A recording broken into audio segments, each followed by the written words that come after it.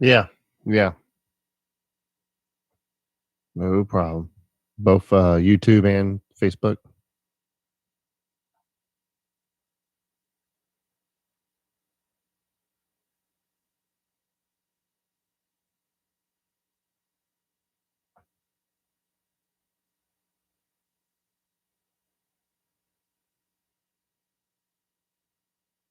No, it's not on. No, I looked at Facebook first. So, both, YouTube and Facebook?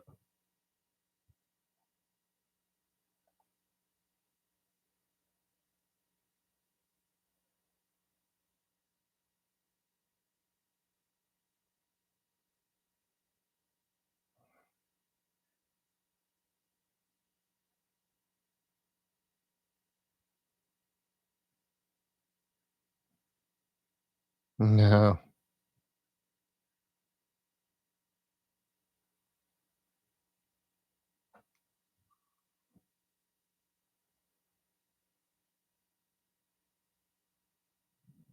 Alright. Alright, you're on Facebook. Yep. Let me check YouTube. Dee. Yep, you're live. You're good. Yep, you're live. You're good. Yep, you're live. No, that was on the, iPhone, sorry. Yeah. It was just playing back what the you oh, no, you're live on YouTube, dude. Live, live. You the audio is being played. You the audio is being played. Audio is being played on YouTube right now. Audio is being played. Audio is being played on YouTube right now. But they can hear us talking. Yes, that's what you heard.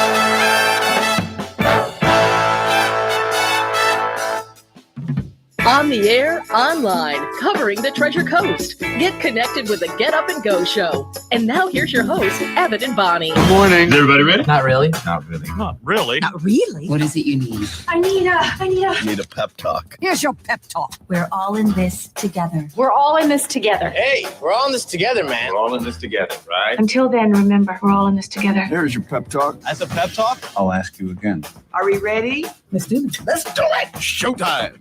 6:07 on the Get Up and Go show. And as they say, for sure, we are all in this together. Good morning, Treasure Coast. Thank you so much for joining in the Get Up and Go show. Heard each and every weekday, Monday through Friday, between the hours of 6 a.m. and 9 a.m. It's the biggest little radio show on the biggest little radio station in the Palatial Studios. Good morning to you, Bonnie. Good morning to you, Evan. And we say to your friend and my friend, welcome in, Phil. Yes, good morning, Phil. Good morning. How you doing? Doing pretty good. How y'all doing this morning? You know, it's just another day in paradise. It's Wednesday. It's hump day. We've kind of made it halfway through the week, without a doubt. Nice. The weeks are really going by fast lately. I mean, they've always had, but surprisingly, with all of this downtime we're all having. I don't like the fact that the weeks are going by very fast, and I'll tell you why. Because then that's another day that's gone by too fast that I'm getting older. And when you get older, that reduces your lifespan. And that's something I have an issue with. Because I don't want my lifespan reduced. Yeah, but you're going to live to be, you're probably going to live for the next 40, 50 years, I'm considering. If I live another 40 years, let me tell you something. My dad's going to roll over in his grave. That's all I got to say. Because if I live to be 100, wow, that would be amazing.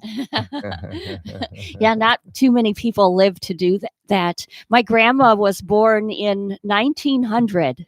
So she died in 1998, and you can guess the math on how old she was when she passed. Wow. Phil, how long do you plan on living for? Forever. Okay, well, besides forever, how long would you like to live to? Let me ask you that. I would say maybe 60s, early 70s. Wow. Okay, I'm more optimistic. I want to go to at least I'm 84 to 86. And I picked that because my dad lived to be, let me think, he was born in 1920 and he passed away in 2007. So he lived to be 86 years old. So if I can get to my dad's age, I'll be very happy. I want to pass my dad's age. He died at 60. Okay. So, so if I can get a little bit past that, I'll be happy. All right. Bonnie, how about you? Probably to live to be 95 to 100 or maybe 110. 110? Yeah. There's nobody that's ever lived to 110 before. Where do you come up with that number? I want to make Guinness. Guinness. Is that a new book? Guinness Book of World Records? Yeah. No, it's a beer. Oh, no, that would be Guinness Stout. Beer. That's Guinness Stout. That might be the hidden secret, Wow. Drinking a Guinness a day will keep the side aches away and the headaches too. Is that what they say? Without a doubt. Beer a day keeps the doctor away. Got a question for you. I'm detecting something here. You know what time it is? What? It's time to ask the Magic 8 Ball. And I know the question that Bonnie is going to ask. Oh. All right. Okay. And it's pertaining to what we're talking about. Oh, but I don't know if the 8 Ball can answer this one as better than you can. All right, go ahead, Bonnie. If you had a chance to be like a blood-sucking vampire and, like in the Lost Boys, and you'd be like, live to be 400 or 500 or maybe like forever, and you had to feed every night, would you take it? That's too long of a question for the 8 Ball. The 8 Ball only has a very small little brain. I think the 8 Ball just went into overload. I know. Yeah, right. Is the 8 Ball smoking? That's kind of exploded in my hands. All right. Can we make the question shorter? I just have that effect on things and trinkets this morning, like the printer. I better not even look at that new device that you have over there, Evan. I don't even want to look at it. No. All right, Phil, here's my question while Bonnie thinks of just a tad bit shorter question, okay? All right, go. Will I live to be at least my dad's age? All right. Magic 8 Ball says, better not tell you now. The Magic 8 Ball has spoken. Okay, I'll take that answer because it doesn't know. Some things you're just not supposed to know, Okay. you know? All right, Bonnie, your turn. Okay. Short question. Short question. Yes. Will I make it back to work full time by May 1st? On May 1st? Magic 8 Ball says, don't count on it. Wow. Magic 8 Oh, Ball boy. has spoken. Oh, yeah. Okay, well, there's Oh. your answer from the Magic 8 Ball. Magic 8 Ball. The Magic Wow. 8 Ball has spoken. It has spoken. You know yes. what's going to be fun? To wait and see how accurate this 8 ball is. I mean, Pretty darn accurate as far as I'm concerned. my answer will arrive on May 1st, which is, I think it's 2 weeks from Friday. So we would be going back to work on a Friday. How is your answer going to arrive? That's what I want to know. Is it coming Pony Yeah. Express? Yeah. The heck?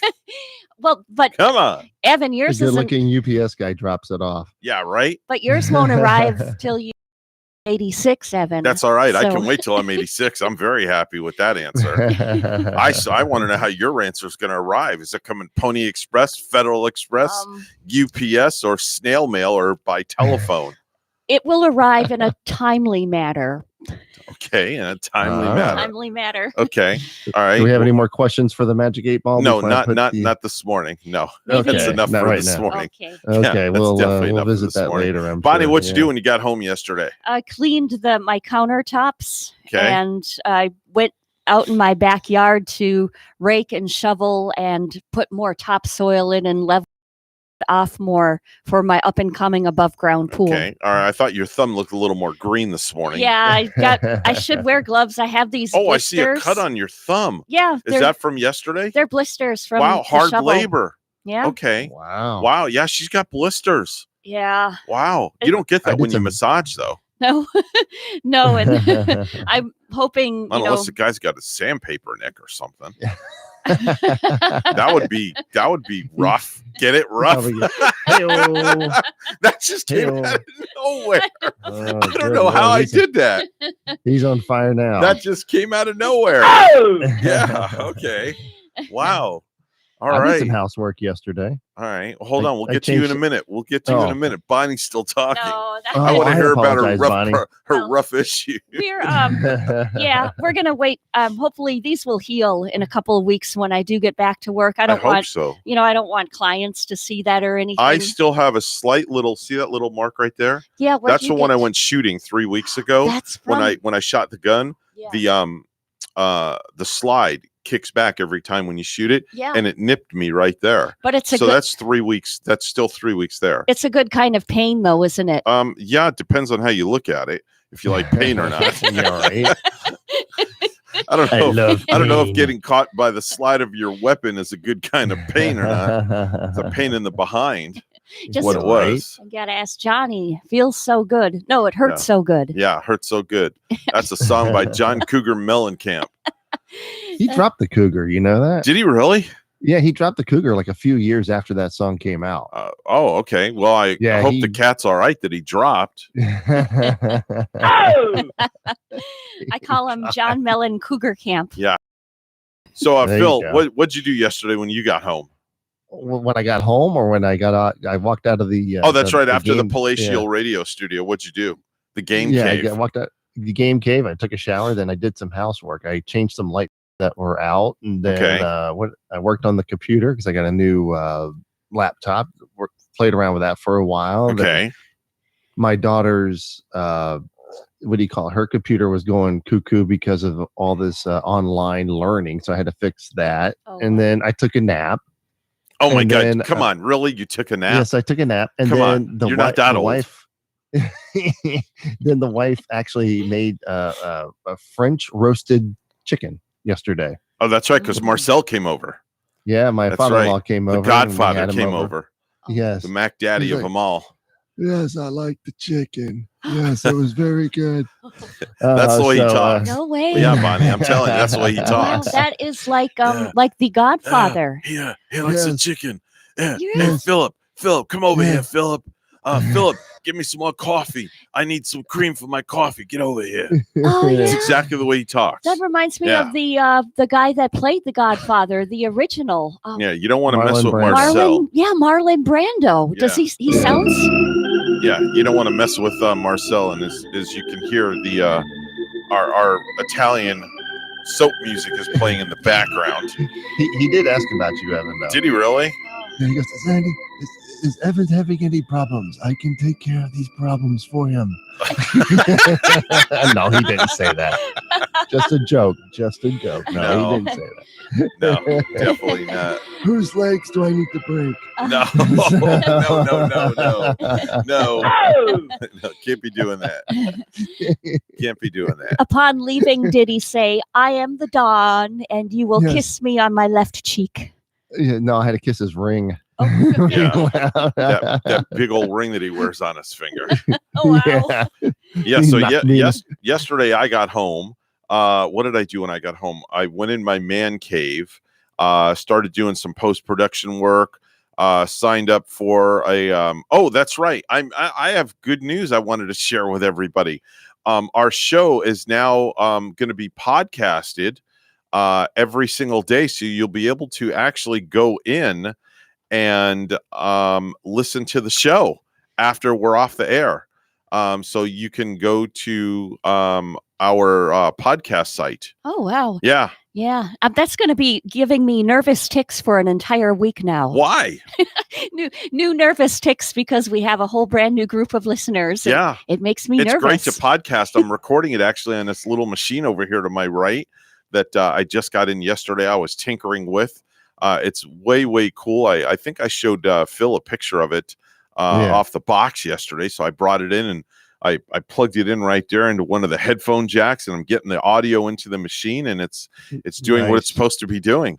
Man, the economy must be really good. Here you guys are getting all of these new trinkets. Phil bought a magic 8-ball. No, it's called credit, as in The card, as in Well, plastic. the magic 8-ball. The magic 8-ball was $8, so Yeah. it wasn't like it was buying a car. Oh, No. Yeah, but and it's cool though. my Gary went out and bought a new iPhone too this weekend. Oh, did he really? Oh. Which one did he get? I think it might be the number 7. Is it the iPhone 7?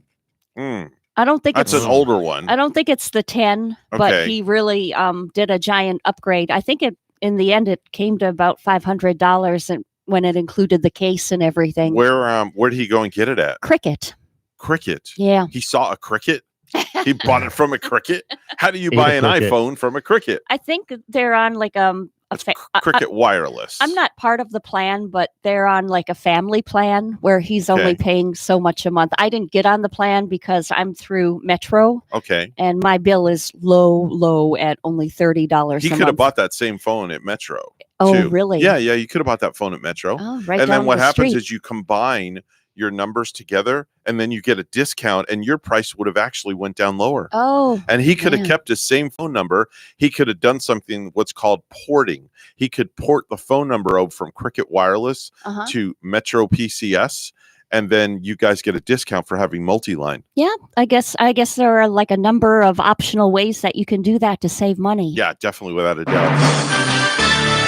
6:20 right now on the Get Up and Go show. It's news time. Let's go over to the news desk where Bonnie is standing by with the latest headlines this morning. Good morning, Bonnie. Good morning to you, Evan. And the coronavirus cases by number breaking down by counties. The number of confirmed in St. Lucie County are at 206. There are 16 deaths for St. Lucie County.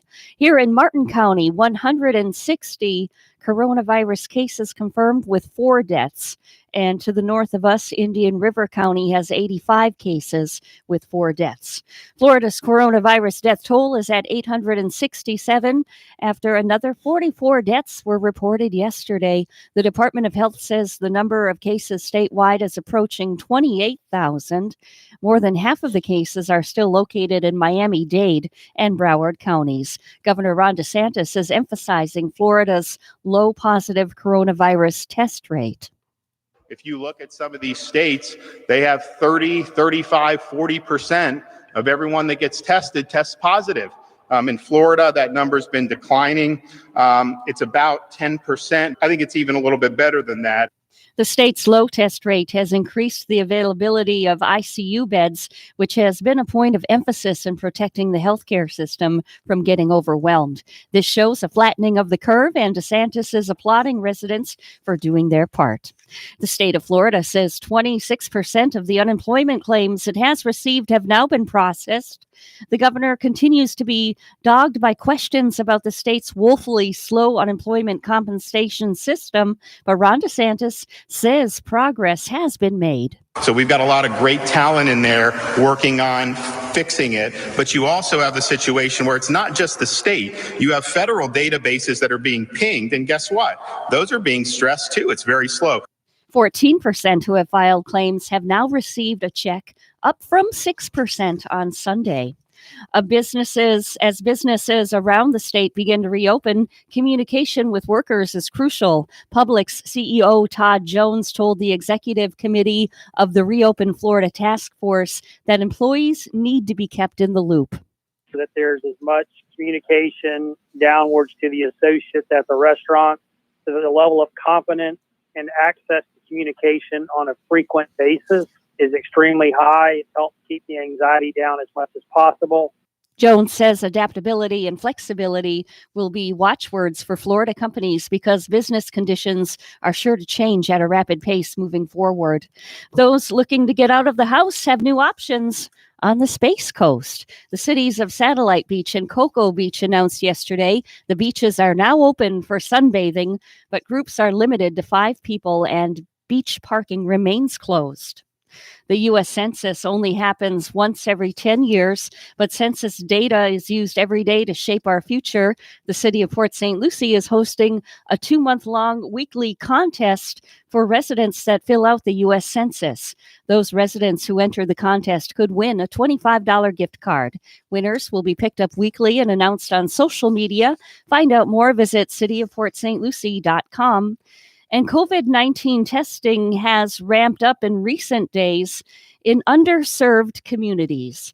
Over a 3-day time frame, more than 500 people have been given free tests at Dreamland Park in Fort Pierce. The drive-through effort was spearheaded by City Commissioner Reggie Sessions, Allied Health, and M-Care Health Center. Shavoida Lassane with Allied Health said, "It's no secret. Everybody knows the urban community has been hit very aggressively by this virus. And from what we saw, no one was trying to give people the opportunity to be tested in this area." George Collins, president of NAACP St. Lucie County, said people are really sick. You can see it when they drive in here. It should have been done earlier. And those tested will get their results back in 48 to 72 hours. Rob Gronkowski is coming out of retirement to join Tom Brady on the Tampa Bay Buccaneers. He still had a year left in his contract with the Patriots, so they had to trade him for a 4th-round draft pick. Gronk retired last year after 9 seasons, and like Brady, Gronkowski spent his entire career up to now with the Patriots. Gronk announced his retirement last March after 9 years with the team. He's going to be 31 next month. News time is 6:25, and weather and traffic together are next.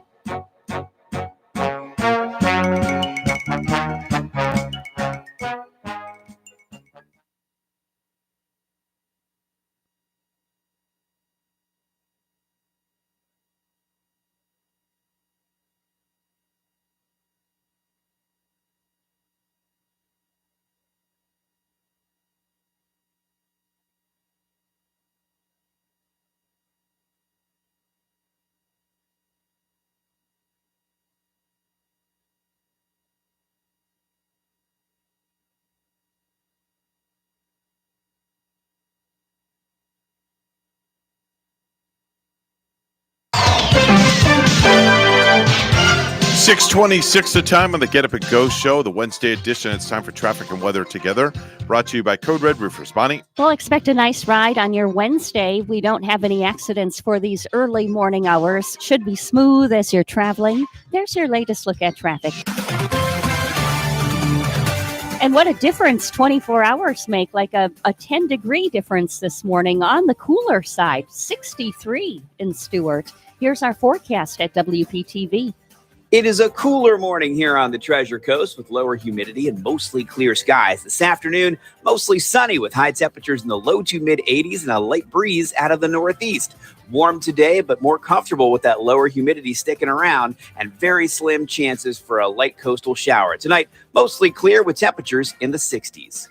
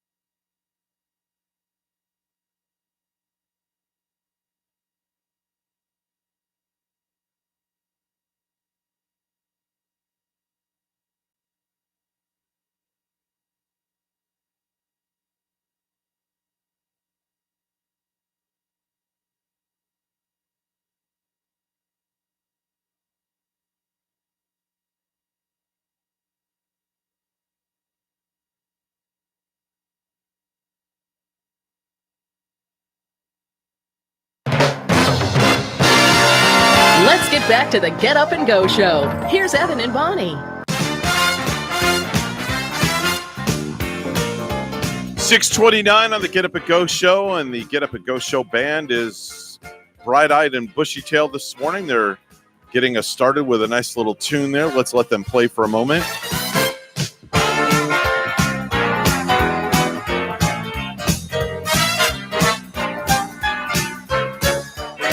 I love the way the guy tickles the ivories there, Bonnie. Mm-hmm. Does Yeah. good. And the horn section. They're never hungover. No. You can tell. Why would they be drinking?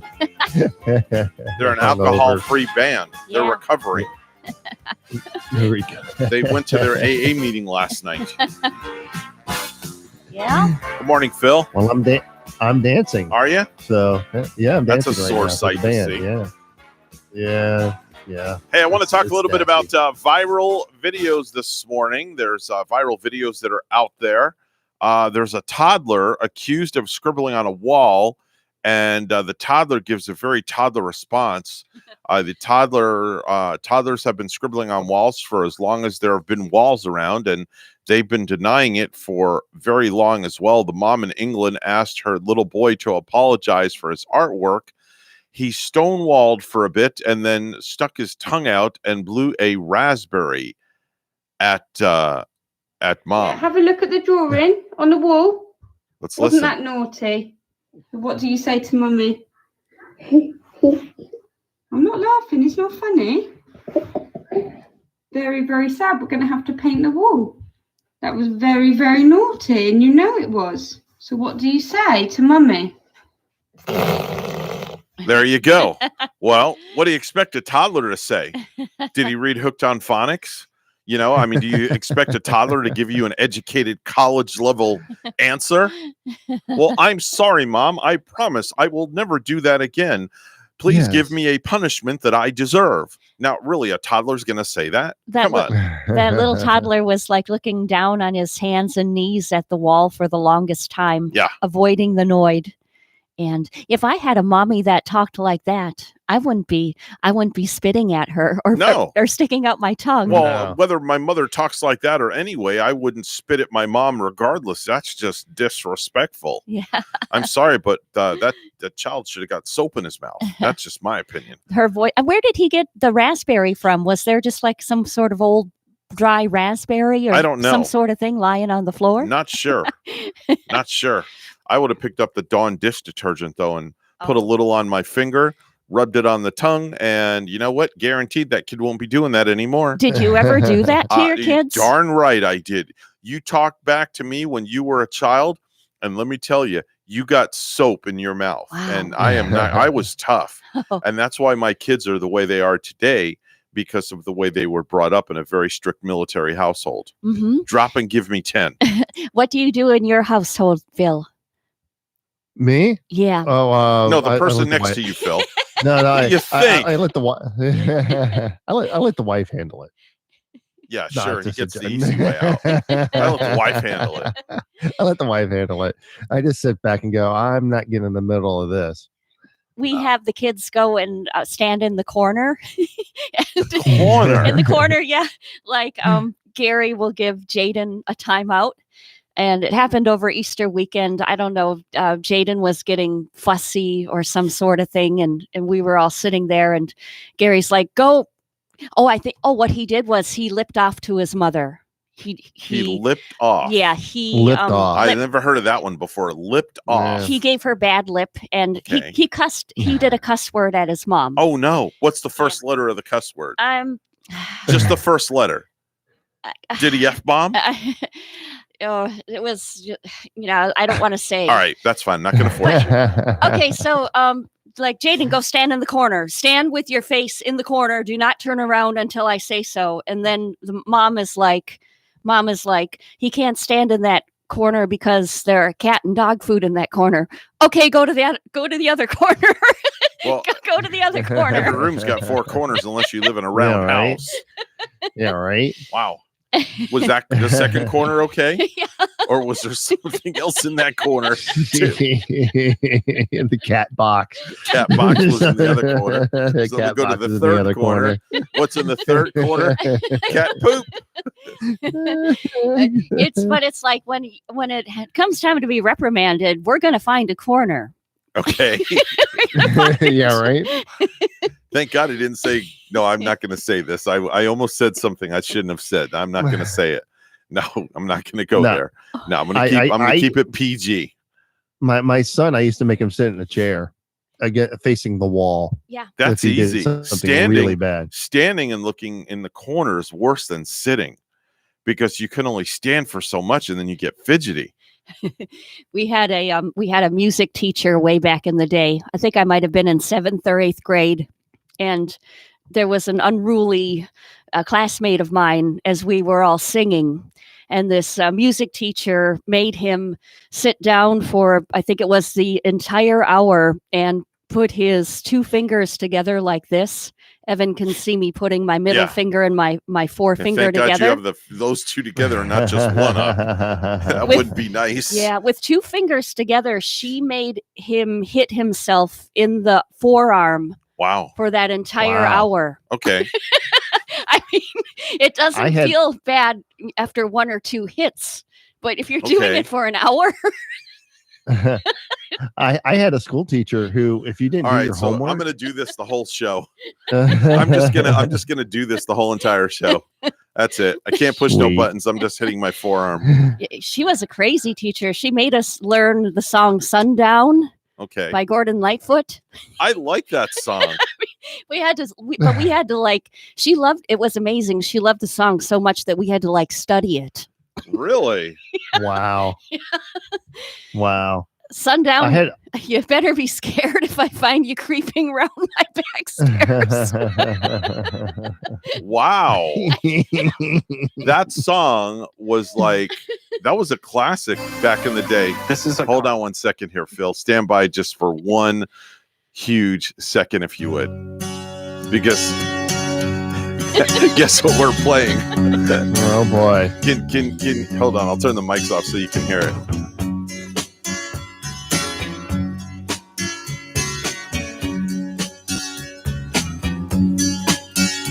I can see her lying back in Memories, right? Yes, we brought back the memories for you, Bonnie. I don't know how much we were appreciating that one in 7th and 8th grade. Wow. So what was the worst punishment you ever got when you were a child, Bonnie? Gosh, Since we're on the subject. Yeah. I can't really remember. It was always you're grounded, but then I got tired of hearing that after like 37 times. But then, and usually that came from my dad, not my mom. My dad would say that, but it wouldn't stick. Okay. I mean, yeah, you're grounded, and then they tell you like for how long. I had lenient parents. I got my butt whooped with a belt. That's all I got to say. When I was a kid, man, my dad, if I did something wrong, my dad, forget it. I was like running for the door. Oh, yeah. And I couldn't get out because it was bolted shut with a key lock on the inside, and the key wasn't there. So you couldn't get out. It was like being in jail. Wow. I'm telling you, I got my butt beat. I don't remember getting my butt beat with the belt, but he would say he's going to get us with the belt. It was like a verbal thing, but I don't remember it ever being done. Wow. Phil, what about you? Oh God, all sorts of things happened in my house in those days. To the point where I got yelled at, like to you're in tears, to with the belt, and then standing in the corner. I had everything, man. It was just nuts in my house. Yeah. Okay. And then I wasn't abused or anything like that, but if I did something seriously wrong, and then something happened. But it was But there's a video out, and we've seen a lot of videos like this going back on the talking about some viral videos. A girl tells her dad that he has two options. Option A is staying quarantined in the house with mom, or B, and he quickly chooses B without even hearing what it is. Let's listen in and hear this. Okay, Dad, you have two options. A, staying quarantined in the house with mom, or B. That was it. B. He didn't even want to hear what B was. You should have seen the look on the wife's face, on mom's face. Yeah. She's like, what? Oh, yeah. I would be upset with that too. Yeah, she didn't want to have nothing to do with that. It was like, okay, let's just throw mom under the bus. He must have been having a bad day. Yeah. Wow. Yeah. Yeah. So it just sounds like people are just spending too much time together, and naturally you're not going to be getting along 100% of that time. So far, we haven't had that issue in the 9 household. We're good. We're not at each other's necks yet, at least. I even wrote a Facebook thing to messaged Gary yesterday, and you want to hear what it is? Sure, I'd love to. It's very nice. All right. Oh, I got 20 likes. Okay. She got 20 likes on it, Phil. All right. All right. Hold on. I'll go on it and make it 21 in a minute. I'll do that for All right. Bonnie. Thanks. I will. I'm going to go find it right now. I said, quote, all this quarantine, and you wonder, can I handle so much time with this person now that we both have so much time off?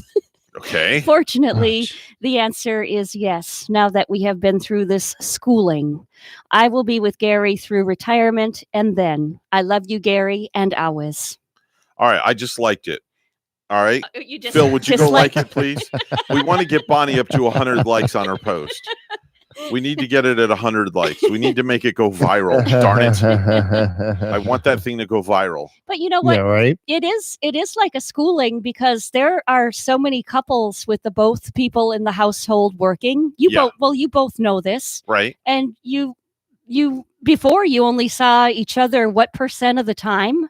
And now it's kind of like you're forced in there with that person. You're locked in more time than you expected. Mm-hmm. And it's like people are suddenly realizing, how do I handle it? All this time with my partner. Okay. All right. Phil, what about you? Have you and Veronique choked each other out yet in a no holds barred wrestling match? I had her in a headlock yesterday. Okay. But no, everything's been fine. There was a time period where we were together like we are right now. So, it's not that big of a deal for us.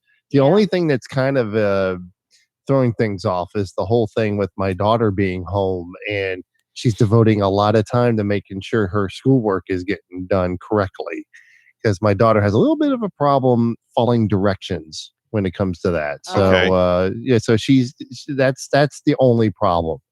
But I've learned to stay out of that right now because it should be a one-on-one thing. If I start getting involved, then things get messed up, and I'd rather not mess things up even more. So yeah, sometimes like when Gary is, I know how you feel when Gary's reprimanding his kids. Sometimes I just have to bite my tongue and stay out of it because another person getting in there might make the scene worse. But sometimes I have to turn the hose on her and just make sure that everything gets done correctly. So yeah. Oh man! But I bet your house, both your houses, I bet like a show palace, right? My house? Yeah. Is a show palace? Yeah. I don't know if it's a show palace. Welcome to Phil's Caesar Palace. Hi, I'm Phil, and welcome to the show. That's right. I'm feeling something coming on. Time to ask the 8-Ball a question. Okay. Magic 8-Ball is standing by. Will Phil's house ever be like Caesar's palace? Magic 8-Ball says, you may rely on it. Oh. Magic 8-Ball has spoken. All right, there you go. There's your answer. A true blessing. Oh. All right. Phil, do you have any plans this weekend? Bonnie, either of you? I want to go. Oh, go ahead, Phil. Oh, I'm just working. That's it. Okay. That's what I do on the weekends. Okay. All right. Bonnie? I don't know. I'm just like hoping maybe some beach somewhere will open just so Okay. I could go dip in the water and Okay. dip out and drive away. I'm going to order some sand be dropped in your driveway. Yeah. Okay. How's that, Bonnie? That's Hook perfect. up the garden hose, Yeah. make a puddle, Uh-huh. and you'll be good to go. Hey, I'll add it to my topsoil. Well, there you go. from Well, Lowe's. if you have nothing to do this weekend, which most of us don't, Warner Music is putting on a virtual music festival that you might want to check out. It's called the Play On Festival, and it's not live. So we're not talking about the artists sitting in their living rooms. And, that's really cool because while it's nice of them and all, it's time to enjoy some music that really kicks. The festival will be made up of archival live performances by more than 65 acts, such as Ed Sheeran, Bruno Mars, Panic at the Disco, Cardi B, Green Day, Coldplay, The Flaming Lips. I don't know about that name for a group, Flaming Lips. They're a rock Anyway, group, I think. it's Yeah. going to air Friday through Sunday from noon to midnight each day Eastern. You can check it out on playonfest.com. That's going to be way cool. That sounds really cool. And you know what I wish they could do right now, too, Evan and Phil, is of course they can't get in the same recording studio now. Like back in the day when we had all of the Right. 1980s famous artists get together for We Are the World and USA for Africa. Right. And that song Yeah. came out so epic and good. It would be nice, though, if once this pandemic leaves, that our celebrity music people can get together and do that sort of thing and maybe raise money in case we get a up and coming pandemic again. Yeah. And just have a fund for that. Yeah. Make a song about it. Very quickly, I want to just talk a little bit about Garth. He's 58 years old.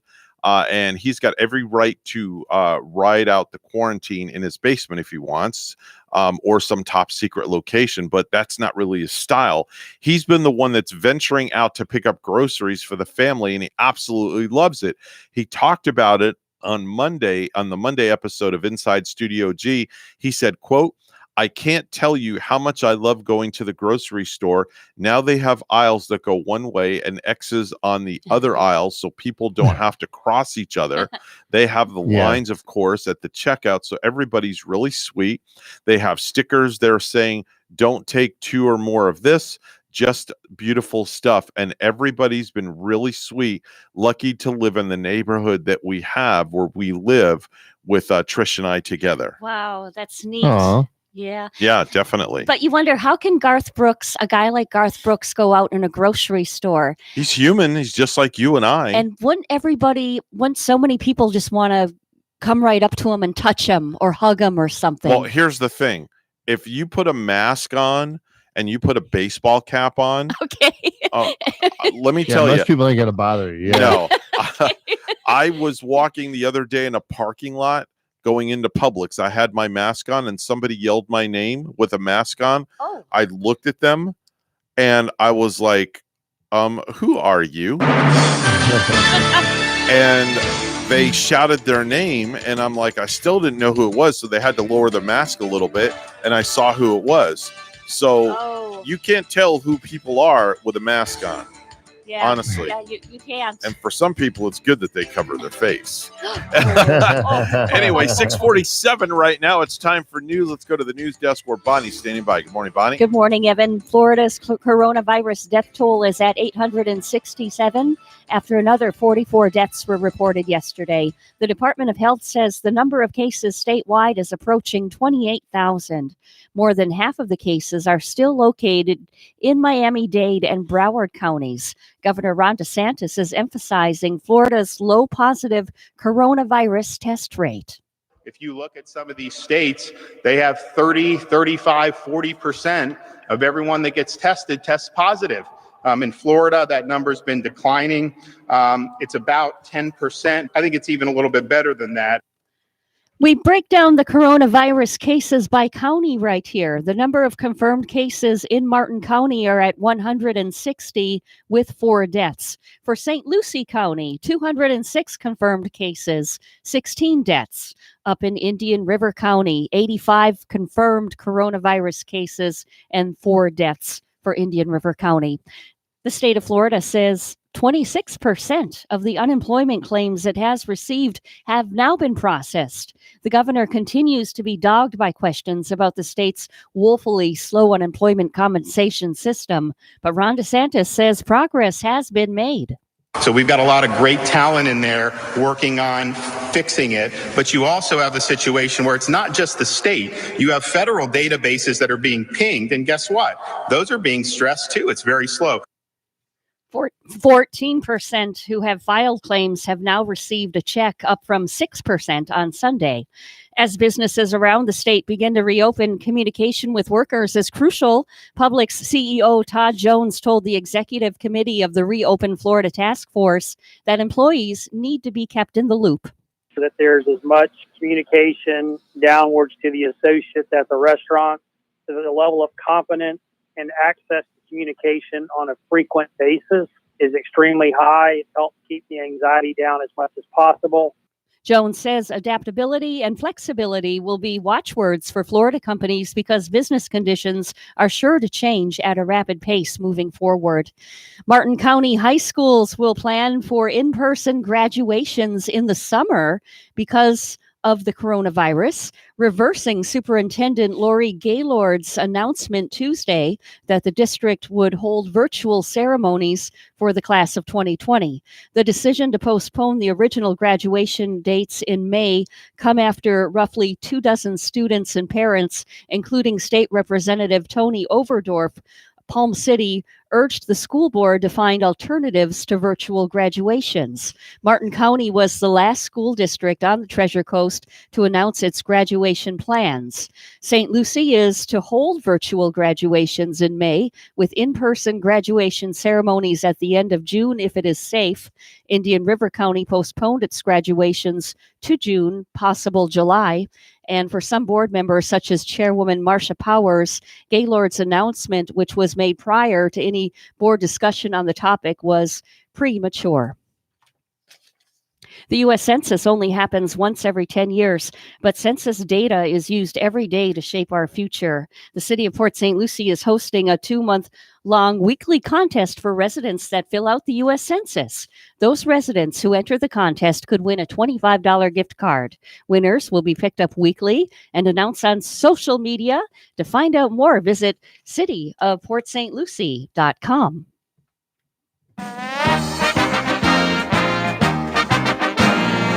Michael Jordan is raking in between $3 million and $4 million from that ESPN docuseries, The Last Dance, and he's donating it all to charity.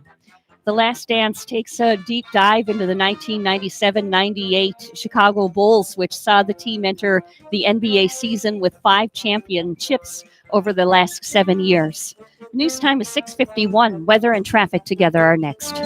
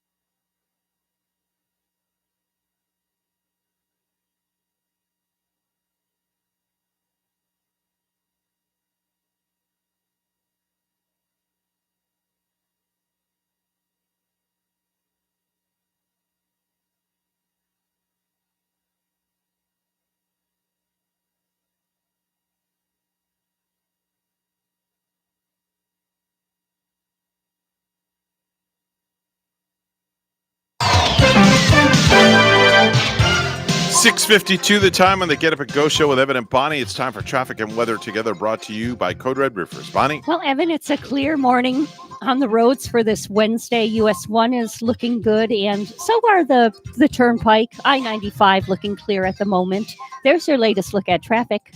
We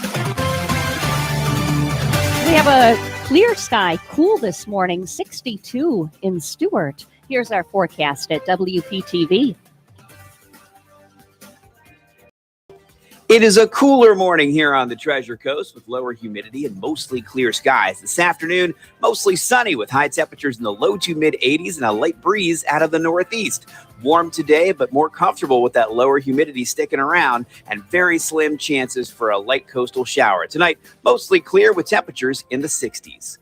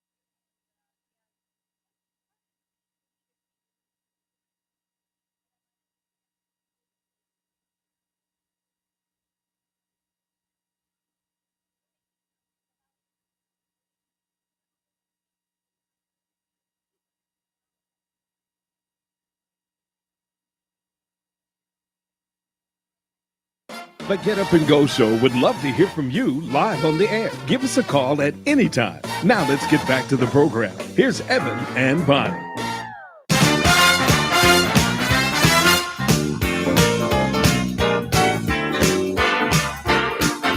And the band played on the Get Up and Go Show 658 with Evan and Bonnie. And our special guest is Phil from Phil's Notebook. And Phil, you have the latest episode up and ready to go, right?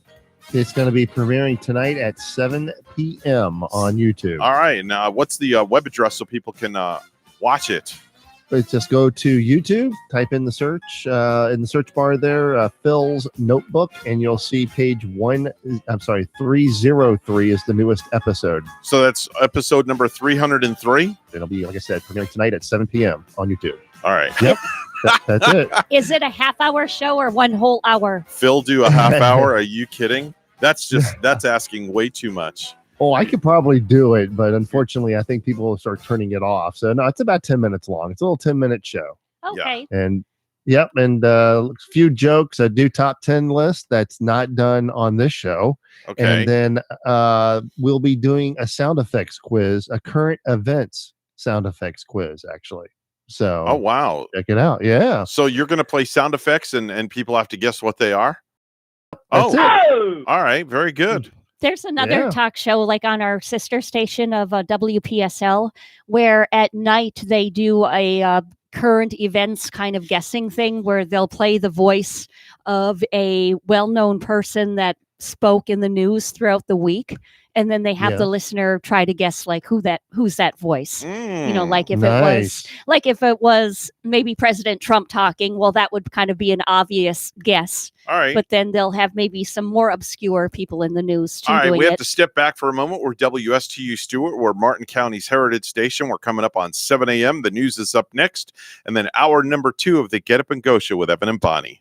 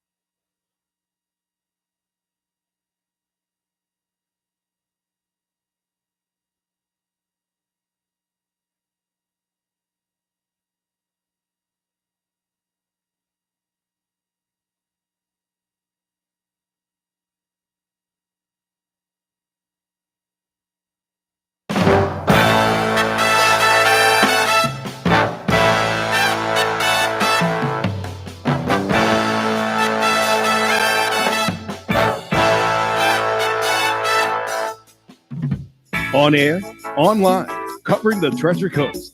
Get connected to the Get Up and Go Show. And now here's your hosts, Evan and Bonnie. There's always time to shop, but when's a good time to save? That time is now at Bogies because it's our annual half price sale. Everything in the store is marked down by exactly half. Fall dresses were $80, now half price at $40. 5-piece stainless steel kitchenware was $59, now half price at $24.90. All bedroom comforters were $66, now half price at $33. Men's suits normally $272, now half price at just $30. How come you get the easy one? Toaster ovens were $100, now half priced at a clean $50. Surround sound in-home entertainment centers were $1,378.43, now half price at screw it. For great half price savings, it's Bogies. Go figure. Shut up.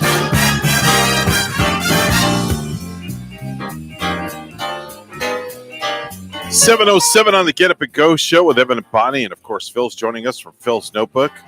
And I think that guy had it a little hard there. He couldn't figure out the half price ticket there. You know, that would be me probably. Yeah, don't you carry a calculator? No, well, why? The phone, I guess. There's yeah, one in your phone. Yeah, you should have one.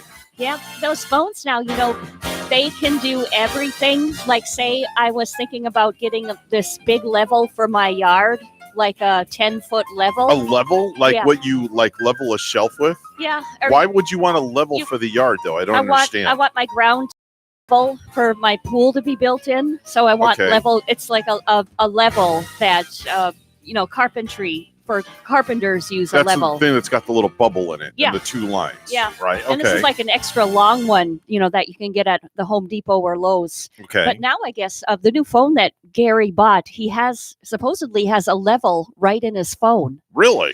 And it's hard. That's interesting. Hard to believe with just a little trinket like that from a phone, we could find if our whole ground, that whole wide area of 6 feet where our pool would be That's be level. Interesting. I'd like to see how that works. Yeah. That's pretty interesting. I thought it was really cool when I found out my phone had a flashlight. Really? You never knew that? You never knew that? It does. Come on. It comes Look, in. see, there's mine. Ooh, that's a bright one too. Yeah, that's my light. That's what. Oh. Yeah. That's my light. See? Now, Evan, I'm not going to. Look. Clearly, I can't look at it because. Can you look at me? Yeah. Oh. Right? I'm going to. You're in the spotlight, Bonnie. Yeah, I'm going to see sunspots all Look over that. my See, news. now I've got it on right? and off. See, now I'm giving you hallucinogenics. Yeah. That's like a spotlight. Norm Macdonald, the comedian, he did a bit. He goes, "Remember when you used a phone to make a phone call?" Yeah. Yeah. That's true. Yeah. Speaking of phones, I did have a throwback. I watched a couple of more episodes of Glow yesterday. Yeah. Now I got to I'm in season 3.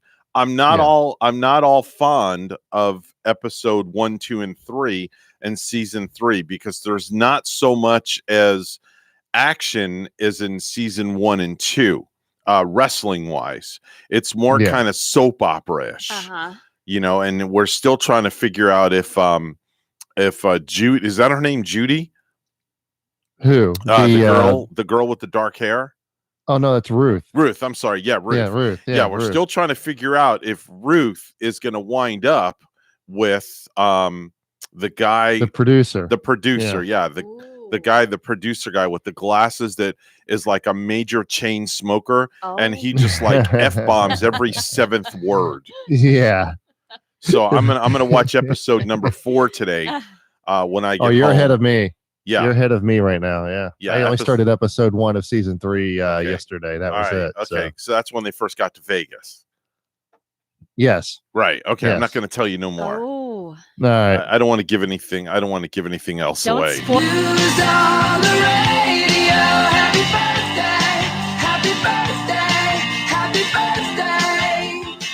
It's time for birthdays, anniversaries, and back in the day. And Bonnie, anybody you want to wish a happy birthday to? Yes, a very good friend of mine. Her name is Reshma from Kenya. So Reshma from Kenya. Yes, sending happy birthday wishes. Mwah. I love you, Reshma, darling, all the way to Kenya. Is that where she lives now? Yeah. How do you know her? She worked with me at the radio station right across the bridge before. Oh, at Coast? She did. What did she do there? She was a front desk lady and answering phones, and a lovely woman. And Reshma we learned that it means silk, like I think in the Hindu language or an Indian sort of thing. Reshma means silk, and it suited her because she had the longest, shiniest, silky black hair. So why is Reshma back in Kenya? That's what I want to know. Her family back that way, they're very wealthy. Okay. Yes, so she got married to someone very wealthy. And she had a little baby. So, when I see her pictures of her and her husband on Facebook, they're usually like in Paris or London visiting somewhere. She's a world traveler. Yeah. Okay. Yeah, I miss her. Miss her so much. Okay. All right. Well, happy birthday to Reshma. Phil, anybody you want to wish a happy birthday to? Yes, friend of mine, Rachel Perry. It's her birthday on Thursday. That sounds like a radio name. Rachel Perry, afternoons. Rachel 2 Perry. to 6. That's actually a really cool radio name. Where's Rachel from? Rachel? Where Besides is her Rachel mother. From? Hey-o. It was a lady I used to work with at the Just hotel. came out of nowhere.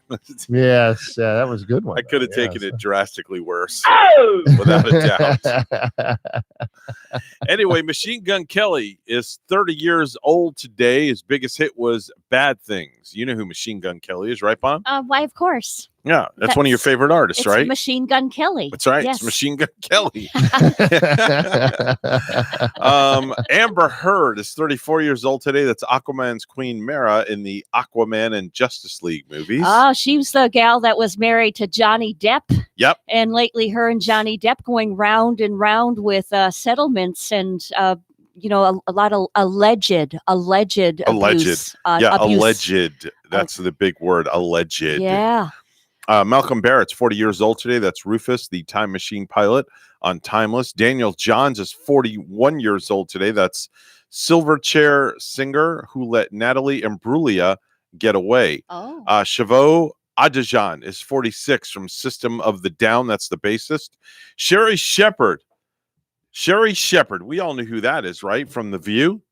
She's 53. Why do I have to look her up? I mean, You shouldn't. I should know. I have to. It's The View. It's The View. It's Everybody The View. knows who Sherry Shepherd is. I have to. No. I can't remember who that one is. I don't know who she is either. No. Oh, she's bodacious, black, more of a curvy, heavy set gal from The View. I don't remember her. I remember hearing the name, but I just don't know why I don't remember her being on it. Is she the one that starts every sentence allegedly? Does she always say that? Yeah, Is that the one? Exactly. Yeah. Okay. I know who she is. Okay. Now I know who she is. Yep. Yeah. Sherry Lee is 53 years old today. That's Laura Palmer on Twin Peaks. Jeffrey Dean Morgan is 54. That's Negan on The Walking Dead. Byron Allen, 59 years old today, comedy and talk show legend. Ryan, let me clear my glasses out here. Ryan Stiles, 61. Shut up, Phil. Peter Frampton. Man, I love me some Peter Frampton. Yeah. The guy's Now we're 70 years talking. old. Woo, he's 70? He's 70. He's 7. I didn't know he was that much older than me. Yeah, Peter Frampton. I remember way back in the day, and I'm going to date myself, and I frankly don't care anymore. But I'm going to date myself. I've accepted the How's fact. that AARP? Yeah. I've got your. Yeah. It's good reading. You can take that ARP and put it in your pool. It's great reading. Yeah. I'm telling you. Bonnie, don't go there. Okay. Peter Frampton's 70 years old today. I'm going to, like I was saying before, I remember seeing Peter Frampton at the Miami baseball stadium way back in the day when it was located right off I-95 as you were driving down. That was when the original Orange Bowl was around. I went down and saw Peter Frampton, and I think I was probably 16, 17 years old at the time. But man, this guy was incredible. Yes. When he did Do You Feel Like I Do, that's like his signature song at the very end. That's like what he does as Encore, and he gets on that talk box. Uh-huh. Wow, incredible. Evan, I saw him at the Sunrise Theater a while back, and That must have been the older version of Peter Frampton. the older bald version. Yes. Yes, but boy, did he do well. And you talk about that talk box They that could he still uses. do it just as well. He used this he did Black Hole Sun, Okay. and boy, was that excellent. It was like the best version of Black Hole Sun that I've ever heard. Do you know how the concept of a talk box works? Just out of curiosity, Bonnie? I don't. The way it works is there is a tube that comes out of a box that is on the ground, and it comes up the microphone pole. It comes up the microphone stand, and then the tube is tied to the microphone. So what happens is when he's playing his guitar and he plays the notes on the guitar, the sound is coming through the tube into his mouth, and then it's going back out into the microphone in the PA system. Whoa. So when you hear it, wah, wah, wah, wah, wah, wah, Uh-huh. he's making those noises with the guitar, and it's coming through his mouth, and he's mouthing the guitar notes. There's only two artists I know that use it well. It's Peter Frampton and Bon Jovi. Yeah, That's it. Yes. Bon Jovi does it uses very well. Yeah. Yes. Did Bon Jovi use it in Living on a Prayer? That Yep. bump, bump, bump, Yes. bump, bump, Yep. the way it starts? Yep.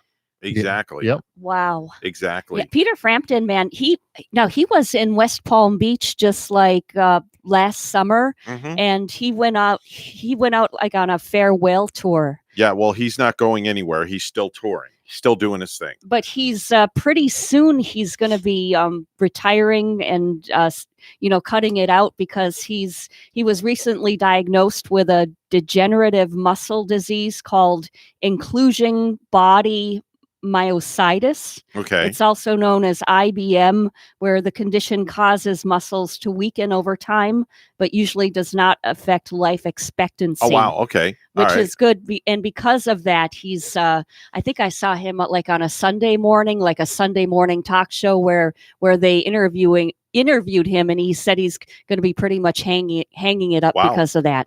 All right. If you get a chance, get the album Frampton Comes Alive.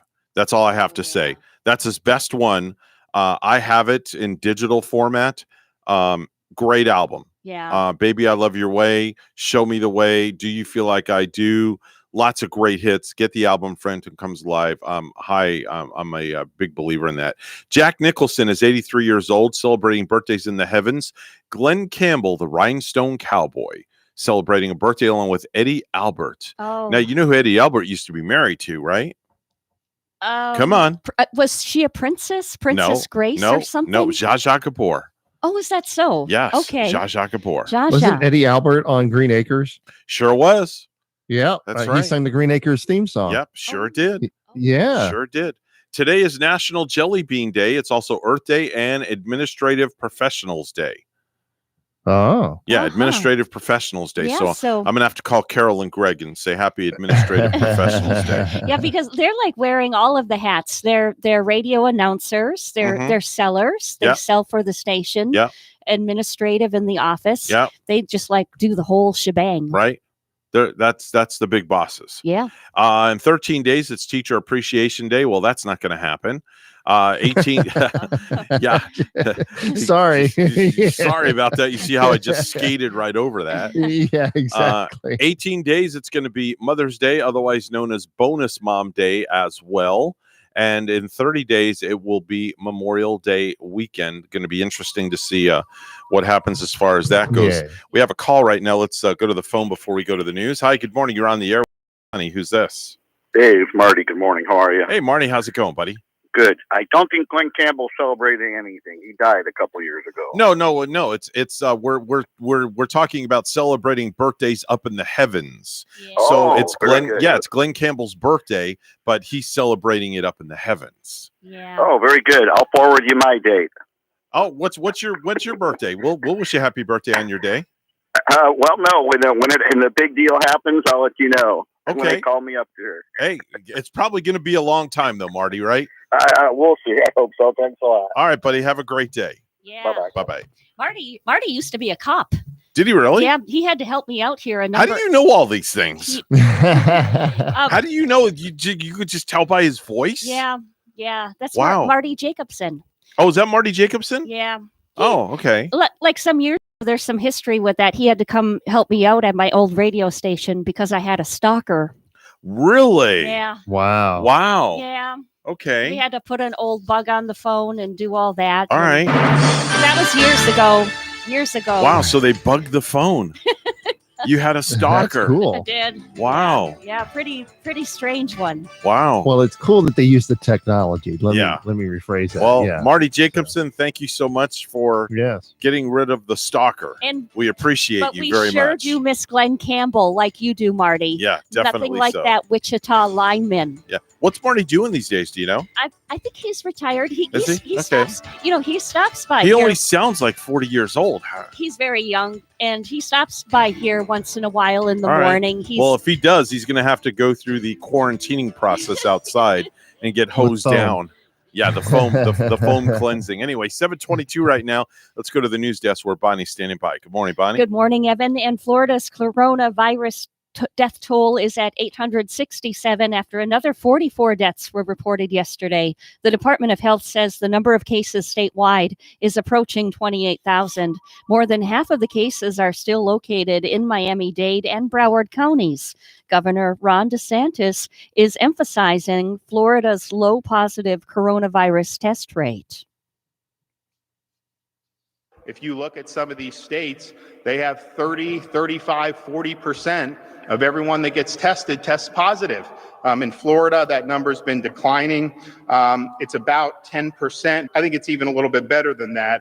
The state's low test rate has increased the availability of ICU beds, which has been a point of emphasis in protecting the healthcare system from getting overwhelmed. This shows a flattening of the curve, and DeSantis is applauding residents for doing their part. The state of Florida says 26% of the unemployment claims it has received have now been processed. The governor continues to be dogged by questions about the state's woefully slow compensation system, but Ron DeSantis says progress has been made. So we've got a lot of great talent in there working on fixing it, but you also have the situation where it's not just the state. You have federal databases that are being pinged, and guess what? Those are being stressed too. It's very slow. 14% who have filed claims have now received a check, up from 6% on Sunday. The U.S. Census only happens once every 10 years, but census data is used every day to shape our future. The city of Port St. Lucie is hosting a 2-month-long weekly contest for residents that fill out the U.S. Census. Those residents who enter the contest could win a $25 gift card. Winners will be weekly and announced on social media. Find out more, visit cityofportstlucie.com. And lastly, Martin County high schools will plan for in-person graduations in the summer because of the coronavirus, reversing Superintendent Lori Gaylord's announcement Tuesday that the district would hold virtual ceremonies for the class of 2020. The decision to postpone the original graduation dates in May came after roughly 24 students and parents, including State Representative Toby Overdorf, urged the school board to find alternatives to virtual graduations. Martin County was the last school district on the Treasure Coast to announce its graduation plans.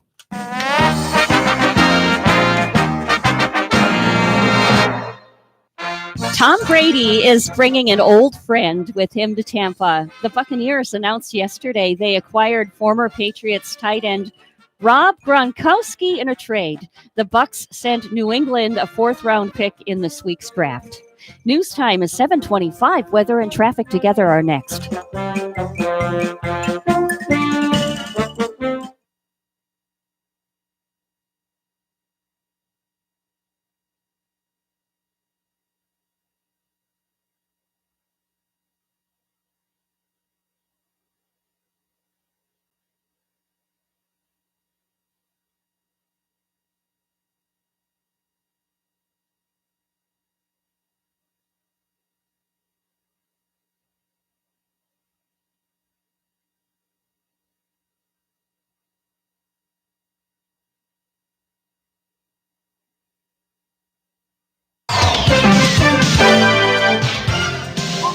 7:26 the time on the Get Up and Go show with Evan and Bonnie. It's time for traffic and weather together, all brought to you by Code Red Roofers. Bonnie? Nice cool morning, and the roads are fine. Nice and clear for US Highway 1. The major highways are really looking good right now at the moment. There's your latest look at traffic.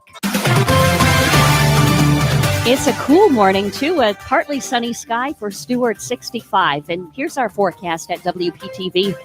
It is a cooler morning here on the Treasure Coast with lower humidity and mostly clear skies. This afternoon, sunny with high temperatures in the low to mid 80s and a light breeze out of the northeast. Warm today, but more comfortable with that lower humidity sticking around and very slim chances for a light coastal shower. Tonight, mostly clear with temperatures in the 60s.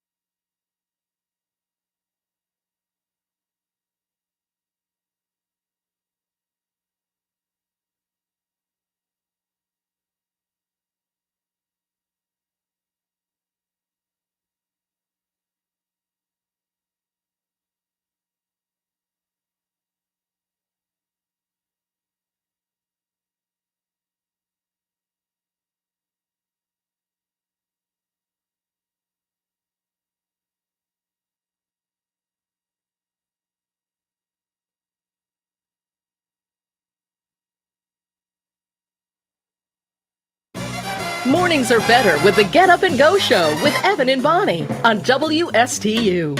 7:30 the time on the Get Up and Go show. And Bonnie, time is just like flying by like you have no idea. It's been a great morning that way. You know, before you know it, we're 4 o'clock in the morning. We're just getting up and driving in. Sometimes the drive seems really long, but once you get here, you're hooked. Oh, yeah. That's right. It. That's right. You're hooked. But you know what time it is, Bonnie? It's that time of the morning for one of our favorite segments. Stupid News. And now it's time for Stupid News. It's so stupid and awesome. Where we ask the important questions. Are some people too stupid to live? Why are people so stupid? Are you effing stupid?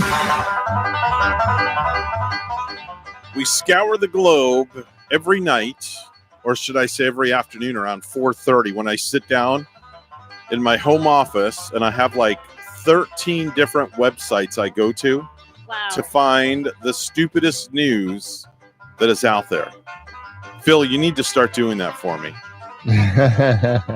Where is the home office for stupid news? The home office for stupid news is the next town by Yeehaw Junction. By Yeehaw Junction. Okay. Right. Their Haw Junction.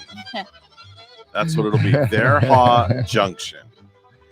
Anyway. What is next to Yeehaw Junction? I don't even know. I don't know. You have an office there. That's the home of the top 10. You should know these things. Come on. Right. To me, it's just the link to getting to the fun in Orlando. It's kind of like is that the halfway mark or something? Yeah. It's just like a trademark area. Like once you see Yeehaw, you're slapping your knee and going, Yeehaw. There you go. We are almost there. That's State Road 60 and the Turnpike. Yeehaw Junction. That's where the home office is. Did you see what Anyway. happened? Go ahead. I'm sorry. No, go ahead, please. By I all was gonna say, means. did you see what happened in Yeehaw Junction a couple of weeks ago? How about a couple of months ago? A couple of months ago with the Yeah. truck running into the building Yeah, there. that- The only that's- thing that's there. Yeah. Yeah. Well, Yeah. guess who won? The truck. Exactly. Yeah. Anyway, an ex-con arrested for allegedly hitting and choking his girlfriend told Florida cops that he was not actually attacking the woman, but rather demonstrating how I was previously arrested for domestic battery. Police charged William Shoemaker, a 36-year-old convicted felon, repeatedly choked his girlfriend of 2 years around her throat with both hands. Now, the alleged attack took place Sunday afternoon in the parking lot of a St. Petersburg convenience store. A witness, cops say, observed Shoemaker striking and choking the victim multiple times. When officers approached Shoemaker, he reportedly spontaneously stated, quote, I was showing her how I was previously arrested for domestic battery. I can't even say this word. The demonstration, cops noted, left the woman with multiple red marks on her neck, consistent with handprints. They arrested the guy. Wow. Wow. So he was. Why would you demonstrate? Yeah. Yeah. Right. Makes no sense. He Makes was no sense. He was trying to show the lady, and I don't know if there were other people around watching. Yeah. But demonstrating how you shouldn't be treating a woman. Yeah, exactly. Exactly. A busy mom was recently scammed, but scammed by her 5-year-old son after he fooled her into thinking he was doing his schoolwork. All right. Now, here's the setup. Laura Mazza thought she was nailing parenting after coming up with a brilliant way to tackle the mountain of work she had to do, as well as keeping an eye on her son, Luca, as he did his homework in the other room. She said, I put FaceTime on, so if Luca has a question when unsupervised, he can ask. I wanted him to feel trusted. Well, trusting a 5-year-old was not a good thing to do. But she did it anyway, and she quickly picked up her phone to have a peek, and it looked like he was listening. After a while, she picked up her phone to tell him he could have a break, but he stayed eerily still with the same expression on his face. Laura assumed that the screen had just frozen, so went upstairs to check on him, and as she walked up the stairs, she could hear him singing and playing with one of his toys. Oh. Apparently, the kid figured out a way to freeze frame a still picture of him so his mom would think he was doing work. Yeah. Busted. I suppose better than catching him playing a video game, maybe. Well, whatever. He should have been doing his homework. Absolutely. You know, he should have been doing his homework, not Yeah. not singing and dancing and playing around. That's the way I look at it. Hey, but the kids are getting so updated on that technology. Yeah. The kids now know more than the parents. I know, definitely, right? definitely. Yeah. Let's go to Louisiana, where fire marshals said a man set his mother's shed on fire out of anger for not receiving a federal stimulus check amid the coronavirus pandemic. Okay. Guy's name is Marvin Smith Jr. He's 51. Got into a dispute with his mother over the federal payout before the arson had happened on Friday. Investigators were able to determine the fire was intentionally set inside the Hamburg shed. They arrested Smith after witnesses told them they saw him in the shed moments before the fire started. Witnesses also told investigators they saw Smith flee the scene after the fire. Wow. Just because of a dispute over a stimulus check. You know, I saw a nice story in the news this morning, Evan and Phil, where a gentleman gets to work through this whole coronavirus thing. He's a necessary worker, and he received his stimulus check, which he is donating to a family that's not in the best situation. Wow. So he's giving his whole stimulus check away to somebody who really needs it. Okay. Yeah, that's more than I would probably do. I mean, than the common guy would probably do, but that's nice. Let's go to Toronto, Canada, where doctors in Toronto just published a case study in a medical journal about a 30-year-old woman who survived a gunshot. Okay, 30-year-old woman survived a gunshot, all thanks to her breast implants. Okay. All thanks to her breast implants. The doctor said, I was waiting for the reaction. It was a delayed reaction by both of you. Yeah. The doctors say she was randomly hit with a bullet on the street in Toronto back in 2018, and the bullet hit her left breast implant, which kept it from hitting her heart. The bullet deflected over to the right breast area and hit it with enough force that it flipped the implant over. Wow. Made it do a 360. Wow. So it hit the left implant, deflected to the right one, which caused it to flip over. It got lodged in the woman's chest, but doctors say the bullet would have killed her if it weren't for the implants. Instead, she only wound up with a fractured rib. And she had to lose both of the implants since they were both messed up by the bullet. Now, this is not the first time that breast implants have saved somebody's life. There are at least 4 other documented cases, but it's the first time an implant has deflected a bullet from lodging in a potentially fatal spot on the body to a safer spot. Talk about airbags. Yeah, exactly. I mean, seriously, think about that. Built-in airbags. Right? Yeah. Wow. You know, implants, airbags are not, it's just the thought of even getting hit there by a bullet. Yeah. It just makes me go, it makes a girl, it's comparatively is for a girl getting hit there. Yeah. Comparatively, it might be almost like you getting hit somewhere there. Yeah. There. Yeah. We know where you're talking about. Yeah. The boys. The thought of it. Ooh. But now here's the thing. The story, and this is a true story. The story doesn't say if they were silicone or saline, because there's 2 different types of implants. Yeah. There's silicone and saline. Saline is it's saline water is what it is in a plastic type of kind of. Yeah, it's like a plastic type. It's like if you fill a Ziploc bag with water. Okay. That's kind of like what a saline implant is. Silicone is more of a hardened substance. So I'm leading to believe that she had silicone implants. Because if it was saline, it would have popped the bag and the solution would have went all over, where silicone is a more of a hardened type substance. Yeah, just like a water balloon or something. I know, and both of you are probably wondering, okay, how is he an expert in this area? I was going to ask. Does he have anybody in the business? I was going to ask you why you know all this, Evan. Actually, I know a little bit about that because my ex-wife does mammographies. Oh, wow. So I know a lot about that stuff. Yeah. Well, if you want to even learn more about it, there's a great TV show that's on. It's called Botched. You ever heard of it? Dr. my wife Nassif watches and it, Dr. Terry Dubrow. Incredible show.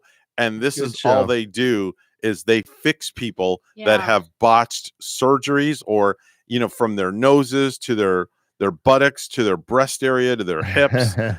If you got it, they fix it. Oh, so they're not doing the surgeries; they're actually fixing the surgeries. Right, they're fixing other people's wrongdoing. So, in other words, let's say somebody goes in and gets a breast augmentation done, and the doctor that the said person went to is one of those underground surgeons. Well, now they go to the doctors, Dr. Terry Dubrow and Dr. Paul Nassif, and they go to them to get fixed what was wrong. Wow. And they're like major mechanics. Yeah. They can take and fix anything. They can take and rebuild the Eiffel Tower if they could. It's that good. It's a great show. You should. It's a great show. I've seen it. You should look at. You should watch it. It's really good. You would enjoy it. I bet there's some very cool like before and after. There is. You see they show the before and after photos. It truly is amazing what they do on Botched. Yeah, great series. I can't believe some people will like go in and get their face done or their completely they different get nose jobs when they get don't need lips. it though. Some of the people don't even need to do that. You'd be surprised at some of the stuff you see on this show. Yeah. A man arrested yesterday for twice grabbing the rear end of a female Walmart shopper explained to Florida police that is how he talks to women. Okay. Cops say the 29-year-old victim was walking through a Walmart in Largo, a city that's outside of Tampa, when she noticed the guy's name is Juan Valdez. Go figure. Really? Yes. Juan Valdez was following her. Now, at one point, the woman told the cops the 6'3", 250-pound Valdez walked up to her and grabbed her buttocks.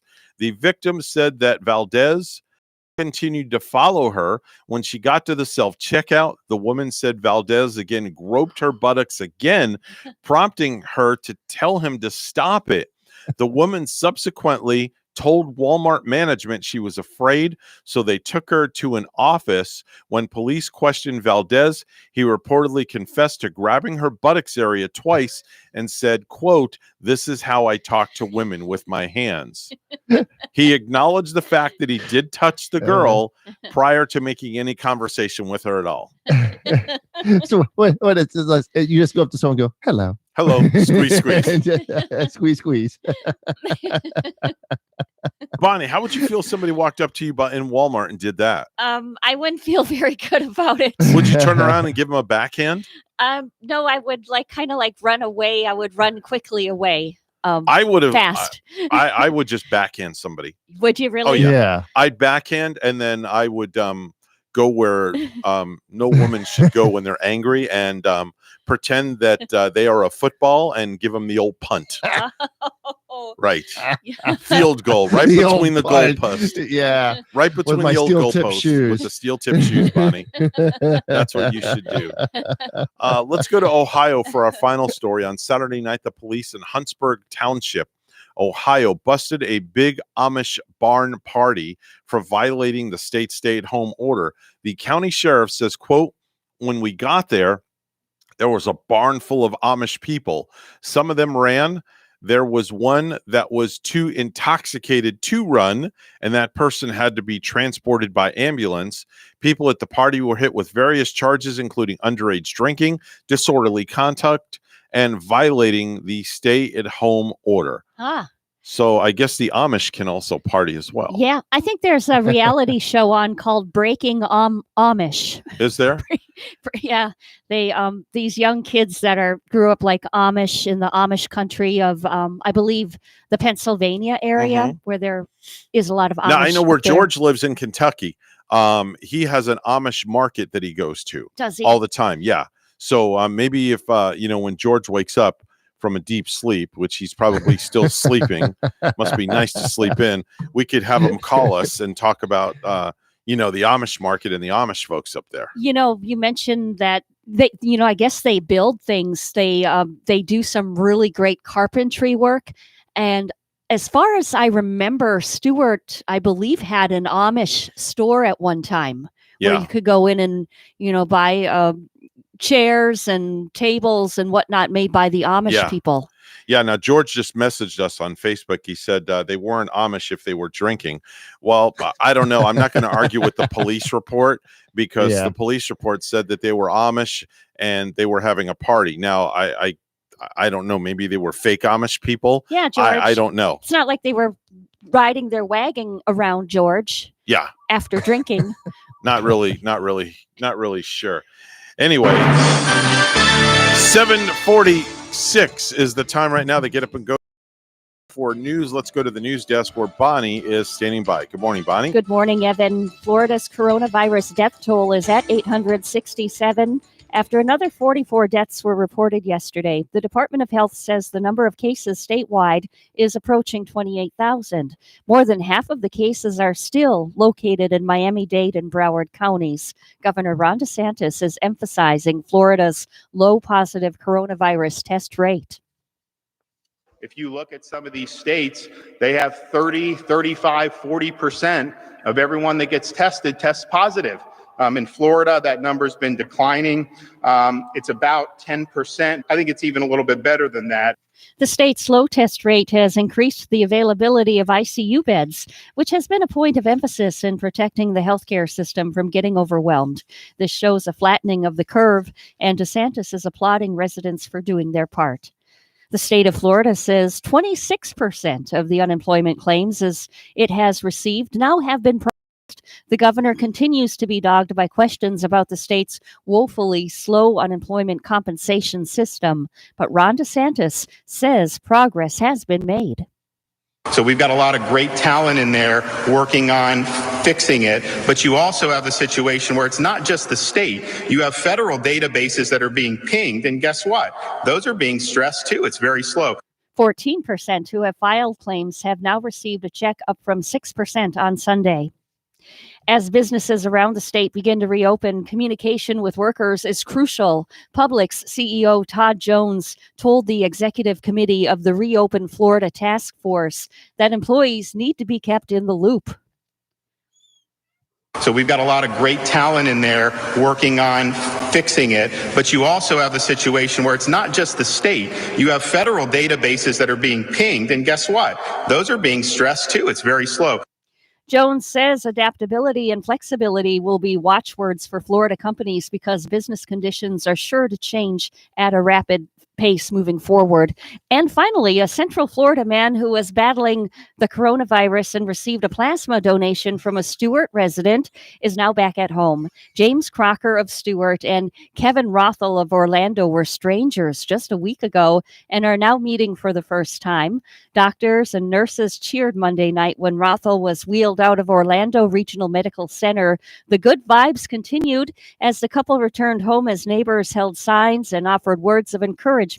On April 4, Rothel was put in a medically induced coma. Crocker had recovered from his own battle with COVID-19. 4 days later, Crocker, who shared a mutual friend with Rothel, donated his convalescent plasma, which helps patients fighting COVID-19. The FDA recently approved the plasma donation procedure only for emergency use on a case-by-case basis. Michael Jordan is raking in between 3 and 4 million from that ESPN docuseries, The Last Dance, and he's donating all of that money to charity. The Last Dance takes a deep dive into the 1997-1998 Chicago Bulls, which saw the team enter the NBA season with 5 championships over the last 7 years. Now our news time, 7:50. Weather and traffic together are next.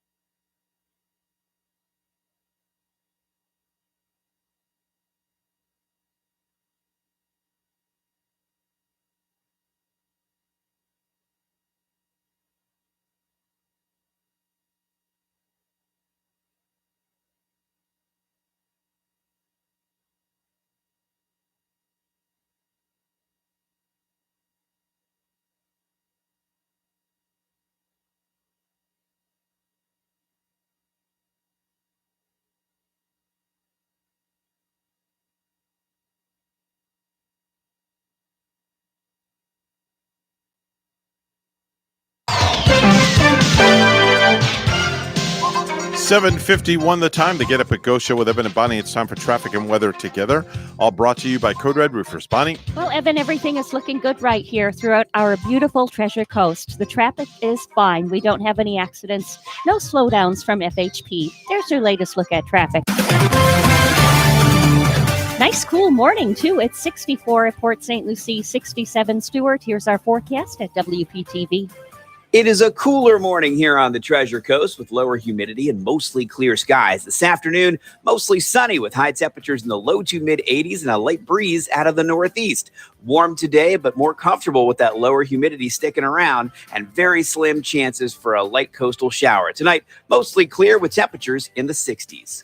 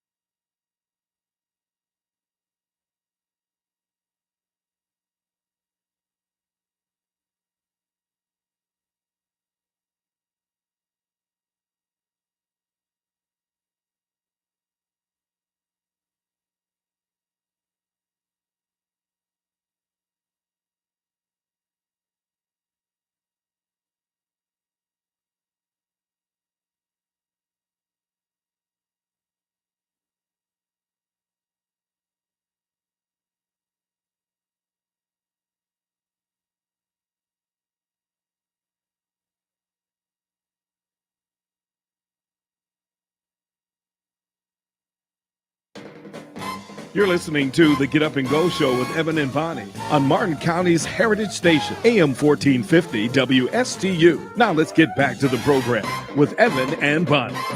7:56 the time to Get Up and Go show with Evan and Bonnie. We have a call right now. Hi, WSTU. You're on the air with Evan and Bonnie. Who's this?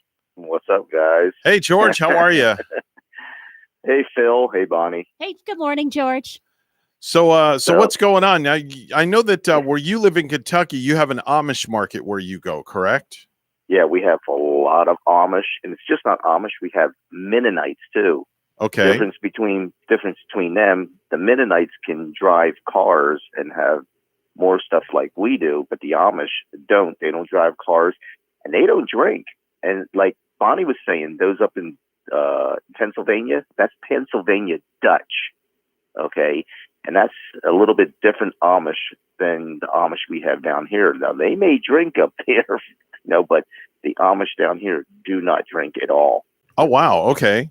Phil, what are your thoughts on that? He's partially right, because it's almost like a religion to them, actually, Yeah. to my understanding. Religion, what part? What part of religion, Phil? Well, from what I was told, now this was 30 years ago when I was up in Pennsylvania. It was like someone told me that the Amish lifestyle is almost like a religion of how all the rules and regulations, for lack of better terminology, are applied to their life in the Amish lifestyle. Yeah, it's a very strict sort of kind of rule where they do use the horse and buggy. I know George is right, with the Amish people. I wasn't aware that the Mennonites can drive vehicles. Yes, yeah, they do. And see, like the Amish, they don't have any radios. They don't have any telephones. They may have some have electricity, some don't. Okay, and but it's totally different. They're great people, though. Oh, go they ahead. Really are. And I think, is it in some episodes, some of them are so strict that if you true that maybe some can never go back into it. Yeah, they're how you want to say it? They're kind of like almost disembarred from. Do you have to be? Let me ask you a question, George. Do you have to actually be accepted into the Amish family? Is there you have to? I don't understand. That's why I'm asking.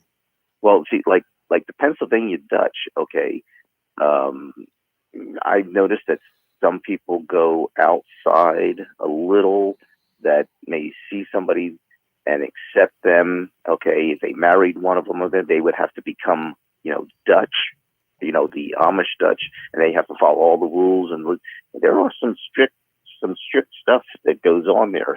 Okay. All right.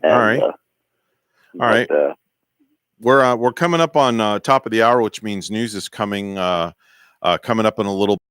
Understand? I heard a rumor that there's somebody that comes on our show that may be driving through Kentucky soon. The old man down the road.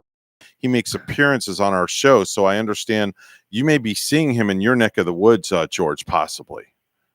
Well, him and Edna drove through one time. Okay. All right. And so, All right, George, thank you so much for calling in. We will speak to you later on. We're WSTU Stewart. We're Martin County's Heritage Station. The news is coming up next. More of the Get Up and Go show.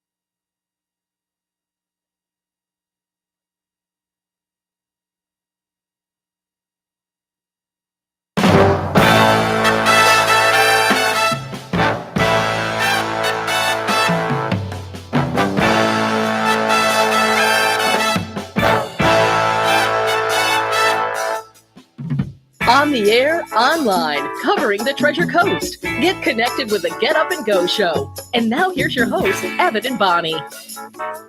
8:07 on the Get Up and Go Show with Evan and Bonnie. And of course, it's time for our weekly visit with Martin County Administrator Taryn Krizda. She joins us on our line right now. Good morning, Taryn. How you doing? Good morning. I'm doing great. How about you guys? Oh, we're just one day at a time here. Well, of course, we go through the sanitizing process every morning when we come into work. We have the fine folks outside the front door with hoses, foam bath, and towels and everything before we walk into the palatial studios. So we're all nice and sanitized before we come in. Well, you're way ahead of everybody else. That's for sure. Yeah, well, we got to be safe. So, that's the way of the world right now. It's the world that we're living in. Wanted to discuss with you first off, get an update as far as what's going on in Martin County. We had a great conversation with our sheriff yesterday. He gave us some great positive news that everything is good with his deputies. The jails are healthy. Everything is good as far as the law enforcement side. So now today we get a more of a county influx from you on what's going on with the county, if you could. Sure. Well, we had a Board of County Commissioner meeting yesterday, and the board talked about they'll be meeting again on Friday. Friday is kind of our COVID-19 update meeting. And, they are looking at, what can we do? What does it look like? How do we start lessening the restrictions? What are the metrics that we would be looking at? And of course, the president had first laid out his thought process where you would have at least 14 days of some kind of decline in your positive cases. So, we continue to monitor that data on a regular basis. We've got our dashboard set up here where you can go on in Martin County and see exactly what's happening within our county relative to those cases and how many tests have been done and how many hospitalizations we've had and et cetera, et cetera. So we monitor not only the testing aspect and the positive or negative results, but we also work very closely with the hospital to see what kind of a capacity they might possibly have relative to any spikes that we would have. And they seem to be doing fairly well and able to handle it as the situation exists today. So, we're all wanting to get back to normal operations if at all possible. But we, again, to our south, we're heavily dependent upon what's going on down there. I did have a conversation with their county administrator yesterday, and they're starting to look at some of their restrictions that they could possibly be lessening. So that's positive for us because as they start making those changes, we will be probably mirroring what they're doing as well. Yeah, Taryn, it's kind of like everybody is so wanting everything to reopen. And I'm talking to some businesses that it sounds like some might be, their plan is zooming at May 1st. And I've been wondering, have we really even reached our peak with this coronavirus yet? And well, Bonnie, that date keeps changing. Unfortunately, it's just based on what we're seeing. We had a little bit of a spike yesterday. I mean, when I say a spike, we had more than 2 or 3 cases. But I think that the governor's order, his initial order for the safer at home, expires on the end of this month.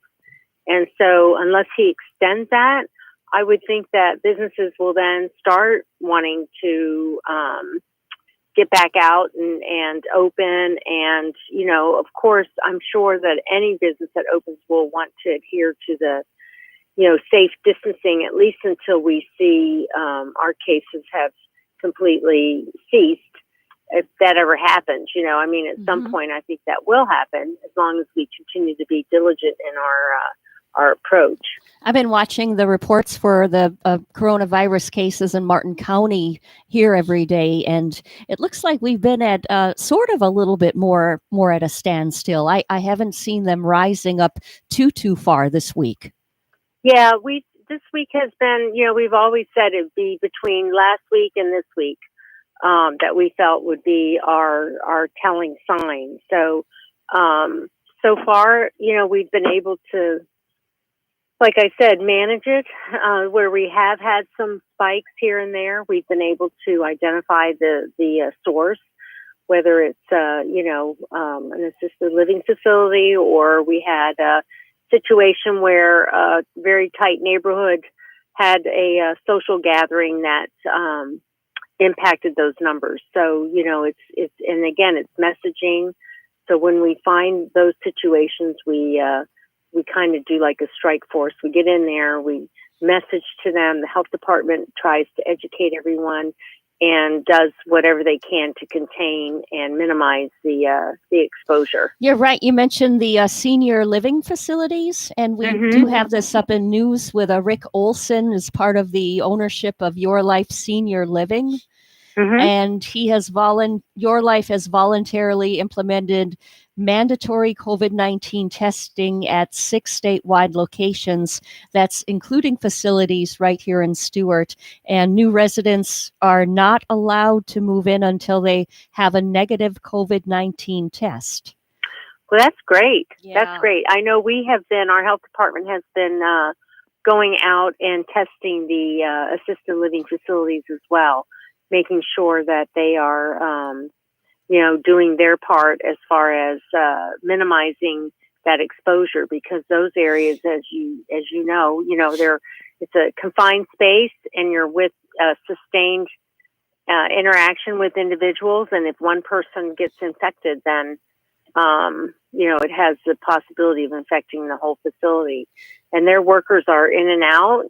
They're still being exposed to the outer elements, if you will. So it's a real concern for us. But our health department has been very strategic. In fact, they set up this strike team, and other entities throughout the state have been looking to them as an example of how they could better attack, if you will, these situations in the assisted living facilities. It makes us feel better that we're surrounded by all of these smart people here in Martin County making the decisions, like yourself. Well, we try to, our community information center is still open. So if anyone has any questions, they're welcome to call that. That number is 772-287-1652. They're open Monday through Saturday from 8 a.m. till 5 p.m. And then we also have, you can always call 211. That's a fantastic helpline if you have any questions. And we just want to be able to reassure everyone that Martin County is doing everything they can to assist our residents. And we want to make sure that everybody stays safe. That sounds great. And are your up and coming meetings, or are you doing them virtual, or anything up and coming?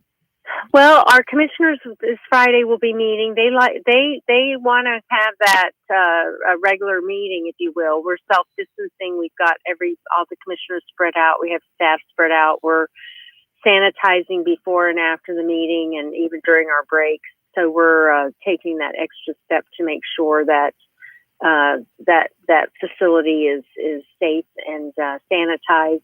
So they'll be meeting on Friday at 9 at the Blake Library in the Armstrong room. The Blake Library in the Armstrong wing. And then on our next meeting for the board as a general meeting is not until May 5th. Cinco de Mayo, can you believe it? Oh boy! Oh, and how we like to celebrate Cinco de Mayo and go with Corona. Yeah. Oh, you're right. I didn't think of that. Hey. Yeah, it's just like, man, this Corona is putting a strain on so many situations, and I'm just hoping this is all going to be over by Memorial Day weekend. I can only hope and pray. Hope so. Yeah. Well, Taryn, thank you for joining us and calling in, and hopefully, Evan has another message for you, Taryn. One moment. Taryn, I have a couple of questions I wanted to ask you. Okay. In regards to, I wanted to chat with you about the beaches. Yes. That's another thing that people are asking, as far as, is there any light at the end of the tunnel pertaining to when the beaches are going to be open? I know that St. Lucie County had mentioned something about possibly opening next week.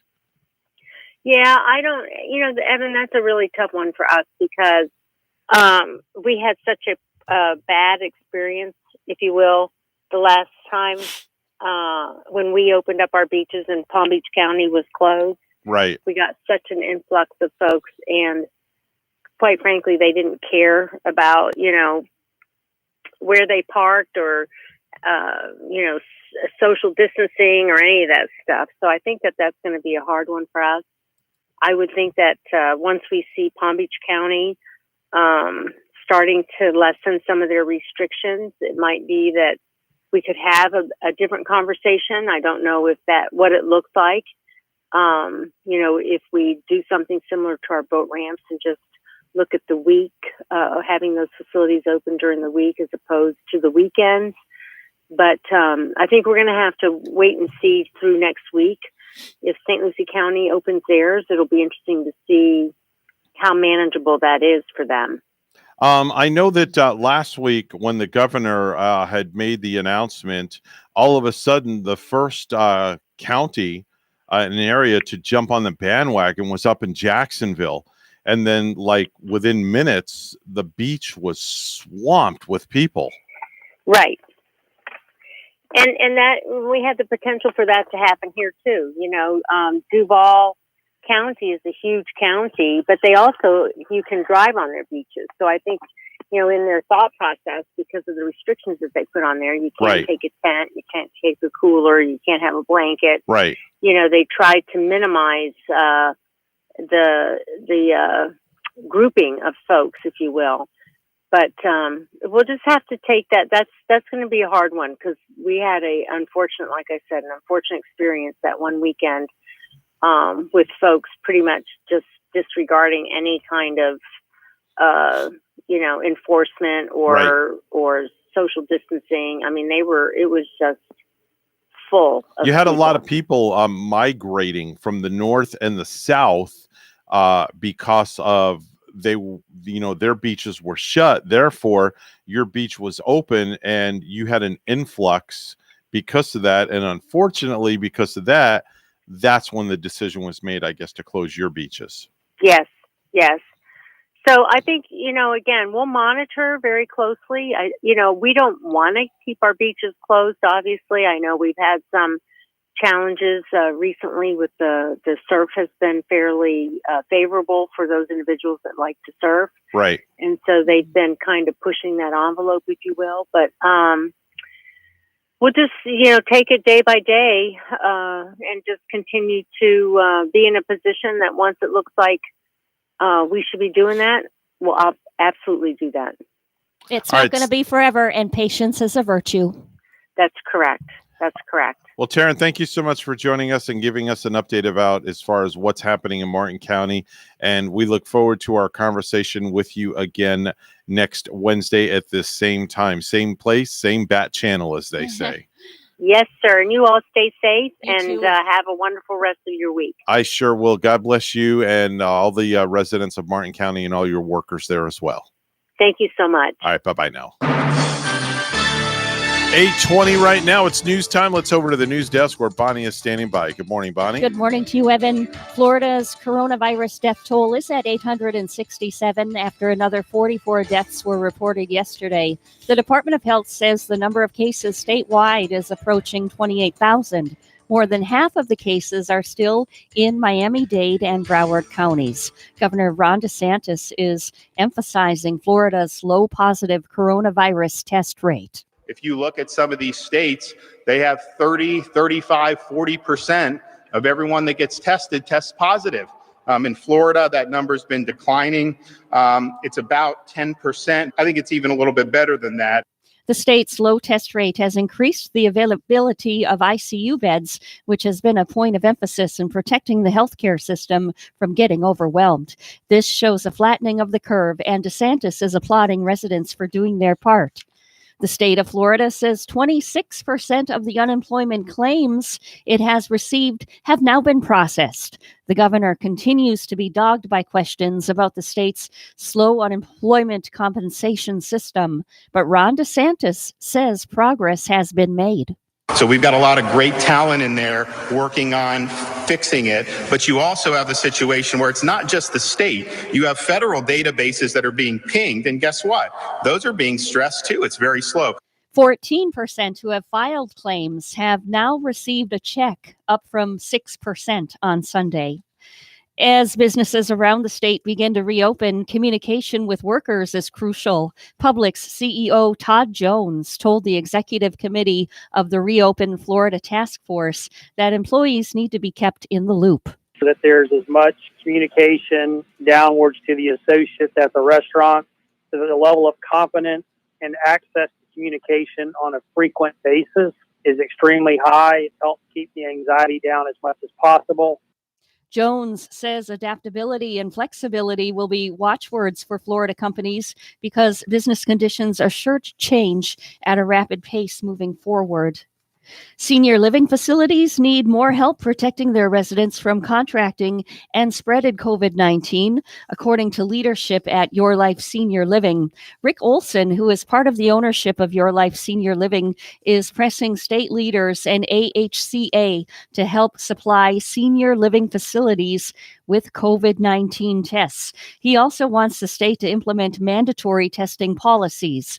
Olson said Your Life has voluntarily implemented mandatory COVID-19 testing at its 6 statewide locations, including the facilities in Stewart and Palm Beach Gardens. New residents are not allowed to move in until they have a negative COVID-19 test. As a result, he says none of their residents or workers have contracted the virus. They have also implemented strict policies such as limiting visitation and asking residents not to leave the property. And lastly, a Central Florida man who was battling coronavirus and received a plasma donation from a Stewart resident is now back at home. James Crocker of Stewart and Kevin Rothel of Orlando were strangers just a week ago and now are meeting for the first time. Doctors and nurses cheered on Monday when Rothel was wheeled out of Orlando Regional Medical Center. The good vibes continued as the couple returned home as neighbors held signs and offered words of encouragement. On April 4, Rothel was put in a medically induced coma. Crocker had recovered from his own battle with COVID-19. 4 days later, Crocker, who shared a mutual friend with Rothel, donated his plasma, which helps patients fight COVID-19. The FDA recently approved the plasma donation procedure only for emergency use and on a case-by-case basis.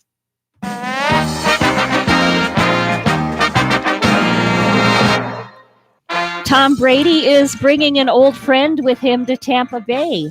The Buccaneers announced yesterday they acquired former Patriots tight end Rob Gronkowski in a trade. The Bucs sent New England a 4th-round pick in this week's draft. News time is 8:24. Weather and traffic together are next.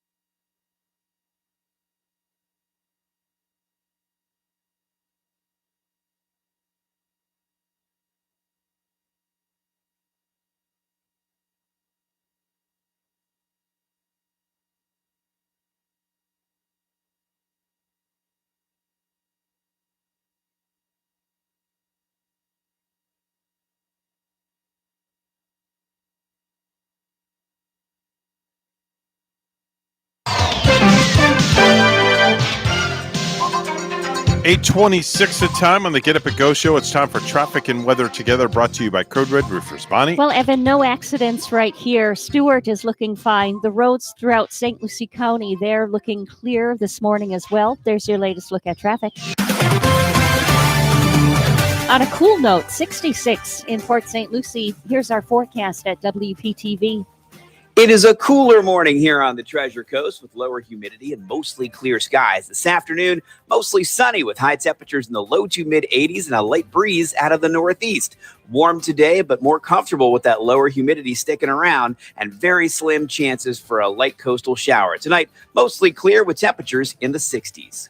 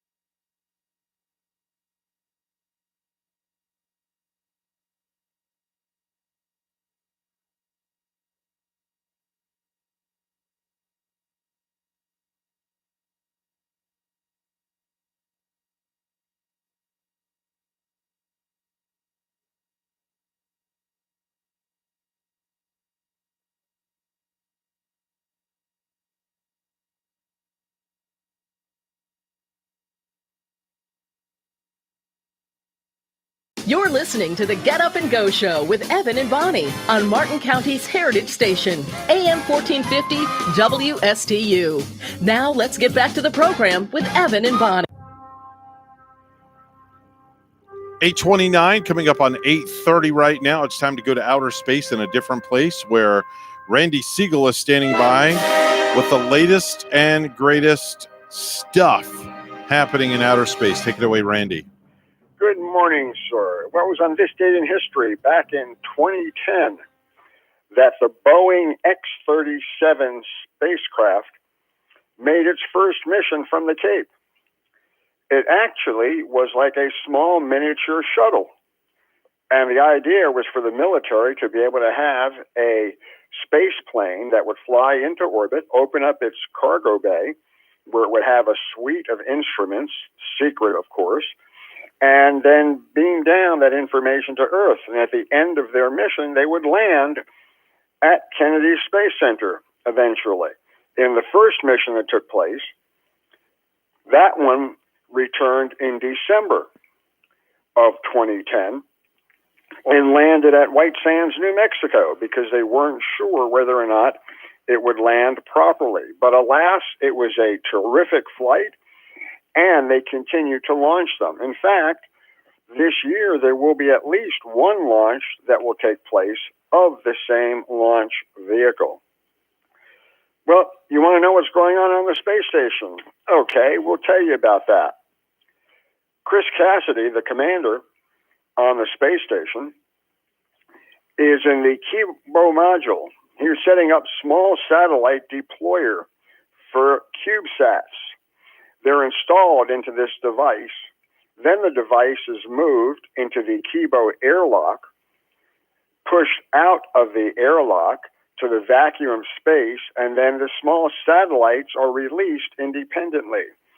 So they're getting ready to start launching those small satellites. Cassidy moved over into the U.S. Destiny laboratory module and swapped computer parts inside the fluids and combustion facility. The facility consists of 2 refrigerator-sized research racks enabling safe observations of the behavior of fluids and flames in microgravity. Scientists use the data to design advanced fuel transfer systems and increase fire safety. Meanwhile, Russian flight engineers Anatoly Ivanushin and Ivan Wagner log their meals to better understand how spaceflight affects crew members' nutrition and metabolism.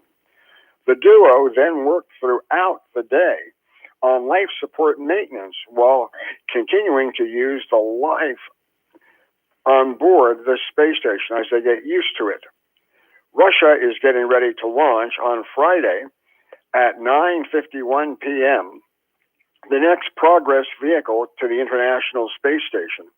It'll carry food, fuel, and supplies for the astronauts and hopefully will only take 2 orbits of the Earth before it automatically docks to the Zvezda module.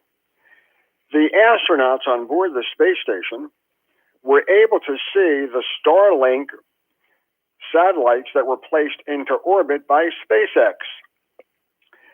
Starlink is SpaceX's is the satellite that will have a new network in space. The network will consist of about 12,000 small satellites providing high-speed internet to anywhere in the world. Well, the company has launched 360 Starlink satellites to date, and they intend to continue launching more of these satellites. In fact, the next group of satellites is scheduled for launch today. 3:37 is the time for that launch to take place. So far, everything is working exactly the way it should for SpaceX, and they're hopeful to get this flight off in their allotted time. So again, the Space Coast will be able to see it, and the Treasure Coast at 3:37. Once that vehicle lifts off and places the satellites into orbit, about 8 minutes later, it intends to return that first stage to a landing on Of Course I Still Love You drone ship that is out in the Atlantic Ocean. The 2 fairings that are at the top of the vehicle that separate and allow the satellites to be launched from that holder will be recovered as well and reused. In fact, a couple of them are being reused on this flight, thus cutting down the cost of going into space. However, there are many naysayers that are saying that they still can't find a huge savings from actually recovering and reusing parts of a space vehicle or all of the space vehicle. SpaceX, however, has held the cost down for their launches as a result of just doing that. When the Boeing company starts launching their Vulcan vehicle, they intend to not recover the entire first stage, but just the engine portion of it, because they believe that the most cost is in the engine, not the casing that goes around the engines. So as Vulcan goes into orbit, the first stage engines will be jettisoned and hopefully picked up by a helicopter that will drag along the satellite by picking up the parachutes and bringing it back down to Earth. Russia is also testing out whether or not their astronauts, or cosmonauts if you will, are doing a good job once they get back. Are they able to perform the same tasks and duties that they did before they actually left? Well, returning on April 17th was, from 205 days in space, was Oleg Sherpochka. And do you think he got a chance to rest? No, not really. Sherpochka was then put back into a spacesuit, and he was assisted by equipment to do a lot of experiments that he would normally have done back on Earth before or out in space. This way, they're able to see if his manipulative skills remained the same following 205 days in space, or whether he was adversely affected by that. That's something that the Russians are anxious to show. SpaceX has asked the FCC for permission to operate all of their 4,400 first-generation Starlink satellites in a much lower orbit than previously planned. They believe that by lowering their orbit, they will have greater coverage for their spacecrafts as a result of not interfering with other spacecrafts that are already in orbit. Now it's going to be up to the FCC to make the decision whether they want to allow this or not. Iran claims, and from all that is verified, that they have launched a military satellite into space. Iran's Revolutionary Guard said this morning that it successfully launched their first satellite into orbit. This is in direct contradiction to the United Nations and what Iran had previously agreed to, because their two-stage Noor rocket is a vehicle that could eventually become an intercontinental ballistic missile, or one that could certainly hit any target in the Middle East. After years of studies, test firings, and a survey of U.S. space industry in preparation for a Mars sample return mission in 2026, has settled on a solid fuel design for the first time to be launched and landed on Mars. And then, once the vehicle has picked up rocks and soil, return to Earth. This would be a first for using solid rockets on the surface of the moon. The joint European and Japanese Mercury spacecraft, BP Colombo, took its first glimpse of the Earth as it went by for a gravity assist. They were able to take really nice pictures of Earth as this spacecraft continues to use the Earth to slingshot it towards its final destination. It's scheduled to reach its target orbit, going around Mercury in 2025. The flyby was the first of 9 gravity assist maneuvers that BP Colombo will perform in its 7-year journey.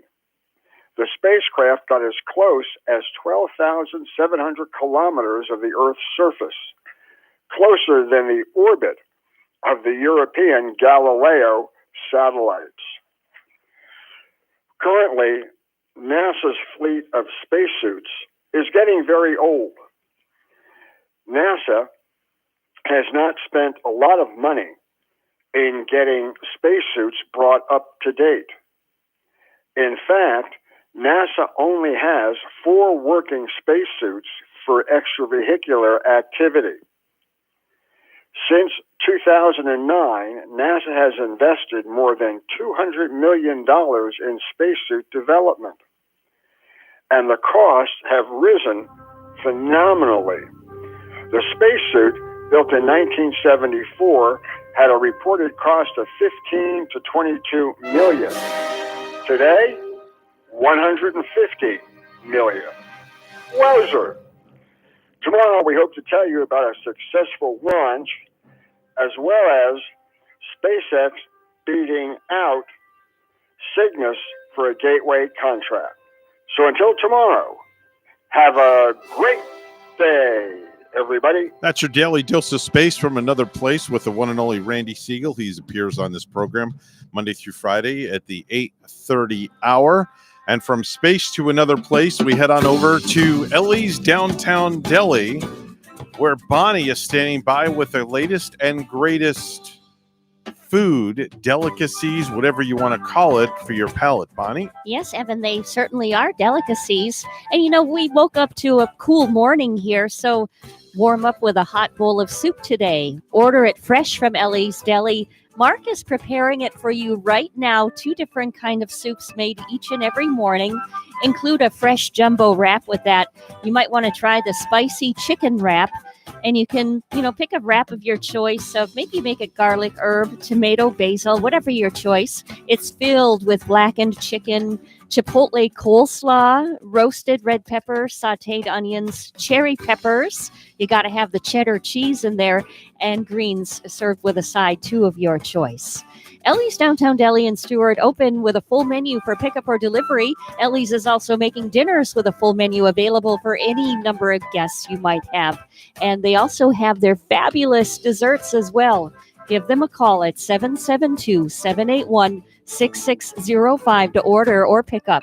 They're located at 18 Southeast 6th Street in downtown Stewart, just off Colorado. Call them at 772-781-6605.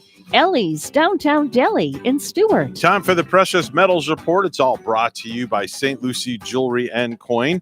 Gold is opening up at $1,700.60 an ounce, and silver opening up at $14.92 an ounce. 8:43 right now. It's news time for the final time today. Here's Bonnie from the news desk. Take it away, Bonnie. Okay, Evan, in Florida's coronavirus death toll is at 867 after another 44 deaths were reported yesterday. The Department of Health says the number of cases statewide is approaching 28,000. More than half of those cases still located in Miami-Dade and Broward counties. Governor Ron DeSantis is emphasizing Florida's low positive coronavirus test rate. If you look at some of these states, they have 30, 35, 40% of everyone that gets tested tests positive. In Florida, that number's been declining. It's about 10%. I think it's even a little bit better than that. The state's low test rate has increased the availability of ICU beds, which has been a point of emphasis in protecting the healthcare system from getting overwhelmed. This shows a flattening of the curve, and DeSantis is applauding residents for doing their part. The state of Florida says 26% of the unemployment claims it has received have now been processed. The governor continues to be dogged by questions about the state's slow unemployment compensation system, but Ron DeSantis says progress has been made. So we've got a lot of great talent in there working on fixing it, but you also have a situation where it's not just the state. You have federal databases that are being pinged, and guess what? Those are being stressed too. It's very slow. 14% who have filed claims have now received a check, up from 6% on Sunday. As businesses around the state begin to reopen, communication with workers is crucial. Publix CEO Todd Jones told the executive committee of the Reopen Florida Task Force that employees need to be kept in the loop. So that there's as much communication downwards to the associates at the restaurant, so that the level of confidence and access to communication on a frequent basis is extremely high. It helps keep the anxiety down as much as possible. Jones says adaptability and flexibility will be watchwords for Florida companies because business conditions are sure to change at a rapid pace moving forward. Martin County high schools will plan for in-person graduations in the summer because of the coronavirus, reversing Superintendent Lori Gaylord's announcement Tuesday that the district would hold virtual ceremonies for the class of 2020. The decision to postpone the original graduation dates in May came after roughly 24 students and parents, including State Representative Toby Overdorf, urged the school board to find alternatives to virtual graduations. Martin County was the last school district on the Treasure Coast to announce its graduation plans. St. Lucie is to hold virtual graduations in May, with in-person graduation ceremonies at the end of June if it is safe. Indian River County postponed its graduations to June and possibly July. The U.S. Census only happens once every 10 years, but census data is used every day to shape our future.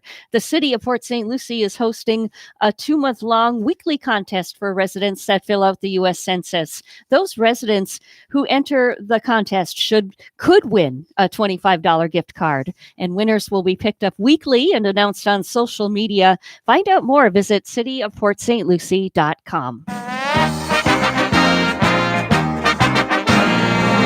Michael Jordan, he's raking in between $3 million and $4 million from that ESPN docuseries, The Last Dance, and he's donating all of it to charity. News time is 8:46. Weather and traffic together are next.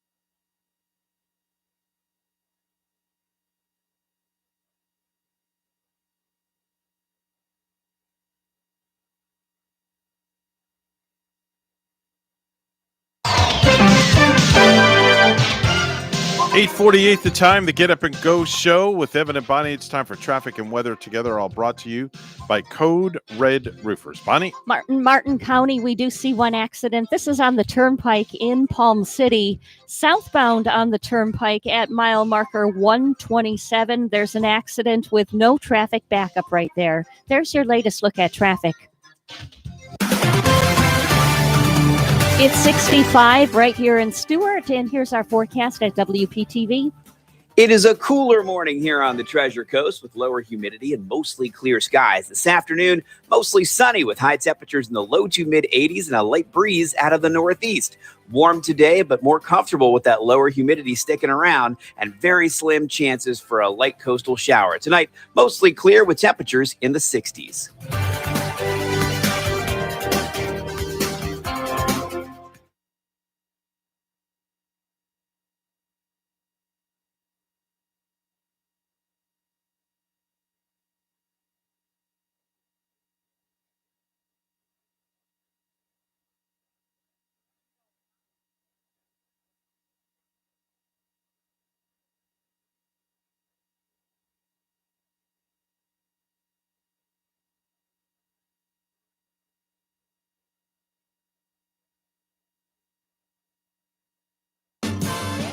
If you have a suggestion for the show, we would love to hear from you. Send us an email to WSTUmorningshow@gmail.com. Now let's get back to the Get Up and Go show. Here's Evan and Bonnie.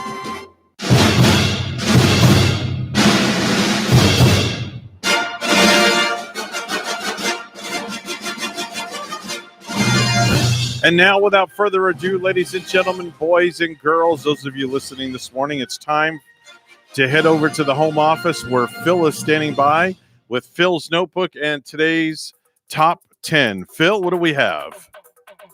From the home office of Yeehaw Junction, Florida, top 10 things overheard on Earth Day. Today is Earth Day. It started in 1970 on this day. And so here are top 10 things overheard on Earth Day. Number 10. Hey, after the concert, let's trash the place. Okay. Number 9. It's the greenhouse effect, officer. That's why I'm not wearing pants. Okay. Number 8. Who cares if it destroys the ozone? Thanks to aerosol cans, I can spell my name in cheese. Okay. Number 7. I carved Save the Whales into this redwood tree. Number 6. Good news. Joe Biden has switched to cloth diapers. Number 5, we just roasted a bald eagle. Would you like the breast or the thigh? Number 4. Okay. Number 4, burning tires is bad for the ecosystem, but it adds a great smoky flavor to ham. That was a good one. Number 3, give me $1. That's only in New York City. Number 2, once this land belonged to the Indians. That was before the Japanese bought it. And number 1, the corn dogs are better at Hands Across America. Oh, there you go. And there's the top 10 list from the home office in Yeehaw Junction. Yes. Junction. Yeehaw Junction, Florida. That's yes. JUNCTSHUN, correct? I think so, yeah. Is that how we spell it? Something of that sort. Good old Yeehaw Junction, Florida. Wow. Yes. I can only imagine what's going to be tomorrow for the top 10 list. Well, happy Earth Day, everybody. Thank you very much. Yeah. Yeah, good way thank to celebrate. I saw an article recently in Glamour magazine I wanted to discuss. My wife actually had a copy of it, and I picked it up. And the headline read, "What would you be willing to do naked?" Okay, that's what the headline read. Bonnie's eyes just rolled to the back of her head. So I'm not going to ask you, Bonnie, what you'd be willing to do naked, or am I going to ask Phil or anybody? It's a poll that was done in the magazine, and they put the answers in the magazine. 48%, and this is 150 people were surveyed. Okay, what would you be willing to do naked? 48% of the people said they would take a selfie naked. 48% of the people. Okay, that's almost half the people polled. Yeah. I'm sorry, I don't know but if I want a picture of me naked. no. 37% said they would gladly go to a clothing optional beach. A clothing optional beach. Clothing optional. That's a big percentage of the people doing that. 37%. Yeah. Now, here's an interesting fact. Are you aware that there is a clothing optional beach in St. Lucie County? I've heard of that before. It's across from the power plant.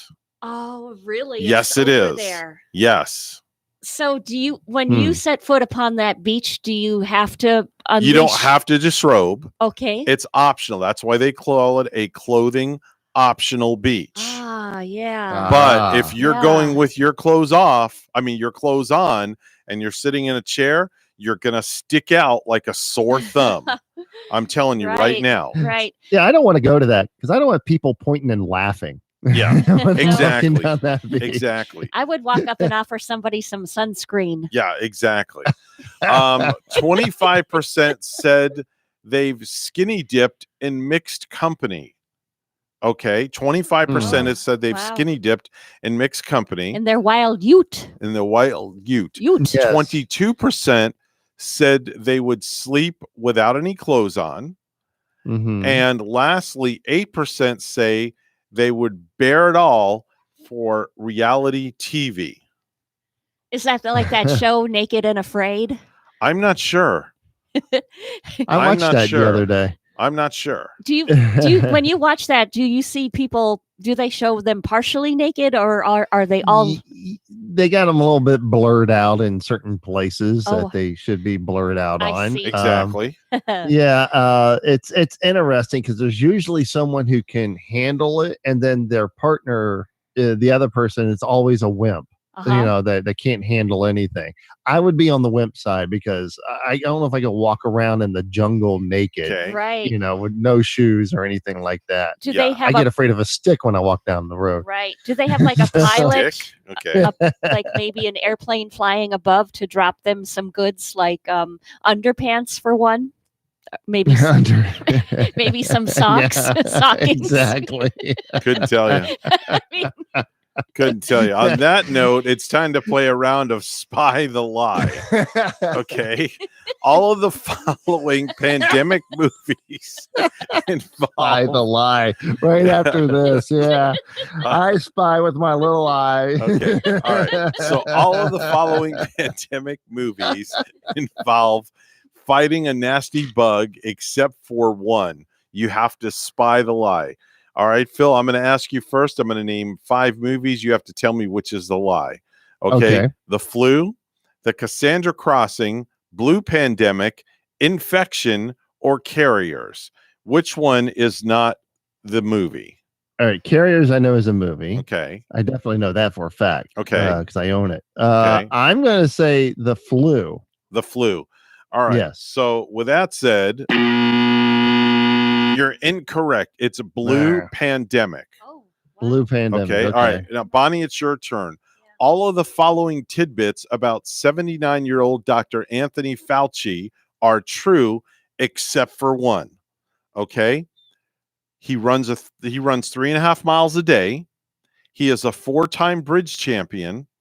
In a debate, President George Herbert Walker Bush said he admired Dr. Fauci. He has edited, authored, and co-authored more than 1,000 scientific publications, and he reportedly is working 19 hours a day on the coronavirus task force. Which one of those is not true? That he's a bridge champion. Very good.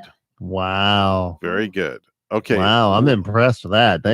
Awesome, Bonnie. Last, she did her homework. All Yeah. right. All right, Phil, this one's for you. All of Okay. the following shows are headed for TV this fall, except for one. Okay. The Keenan Show, Young Rock, Awkward Neighbors, The Baker and the Beauty, and The Big Sky. Which one? Awkward Neighbors. Correct. Oh, good job. Wow. You got that one right. That's impressive Yeah. too. Well, it's about TV, so I can usually keep up with TV. Yeah, well, like we have nothing else to do I these wouldn't days, have known right? The idiot box. Right. Lately, the best action movies on Netflix, while you have absolutely nothing to do these days, are Indiana Jones and the Raiders of the Lost Ark, The Matrix, GoldenEye, Dirty Harry, Lethal Weapon, Patriot Games, Inception, Drive, Ant-Man and the Wasp. That's an interesting title. Patriot Games with Harrison Ford, a very good movie. Okay.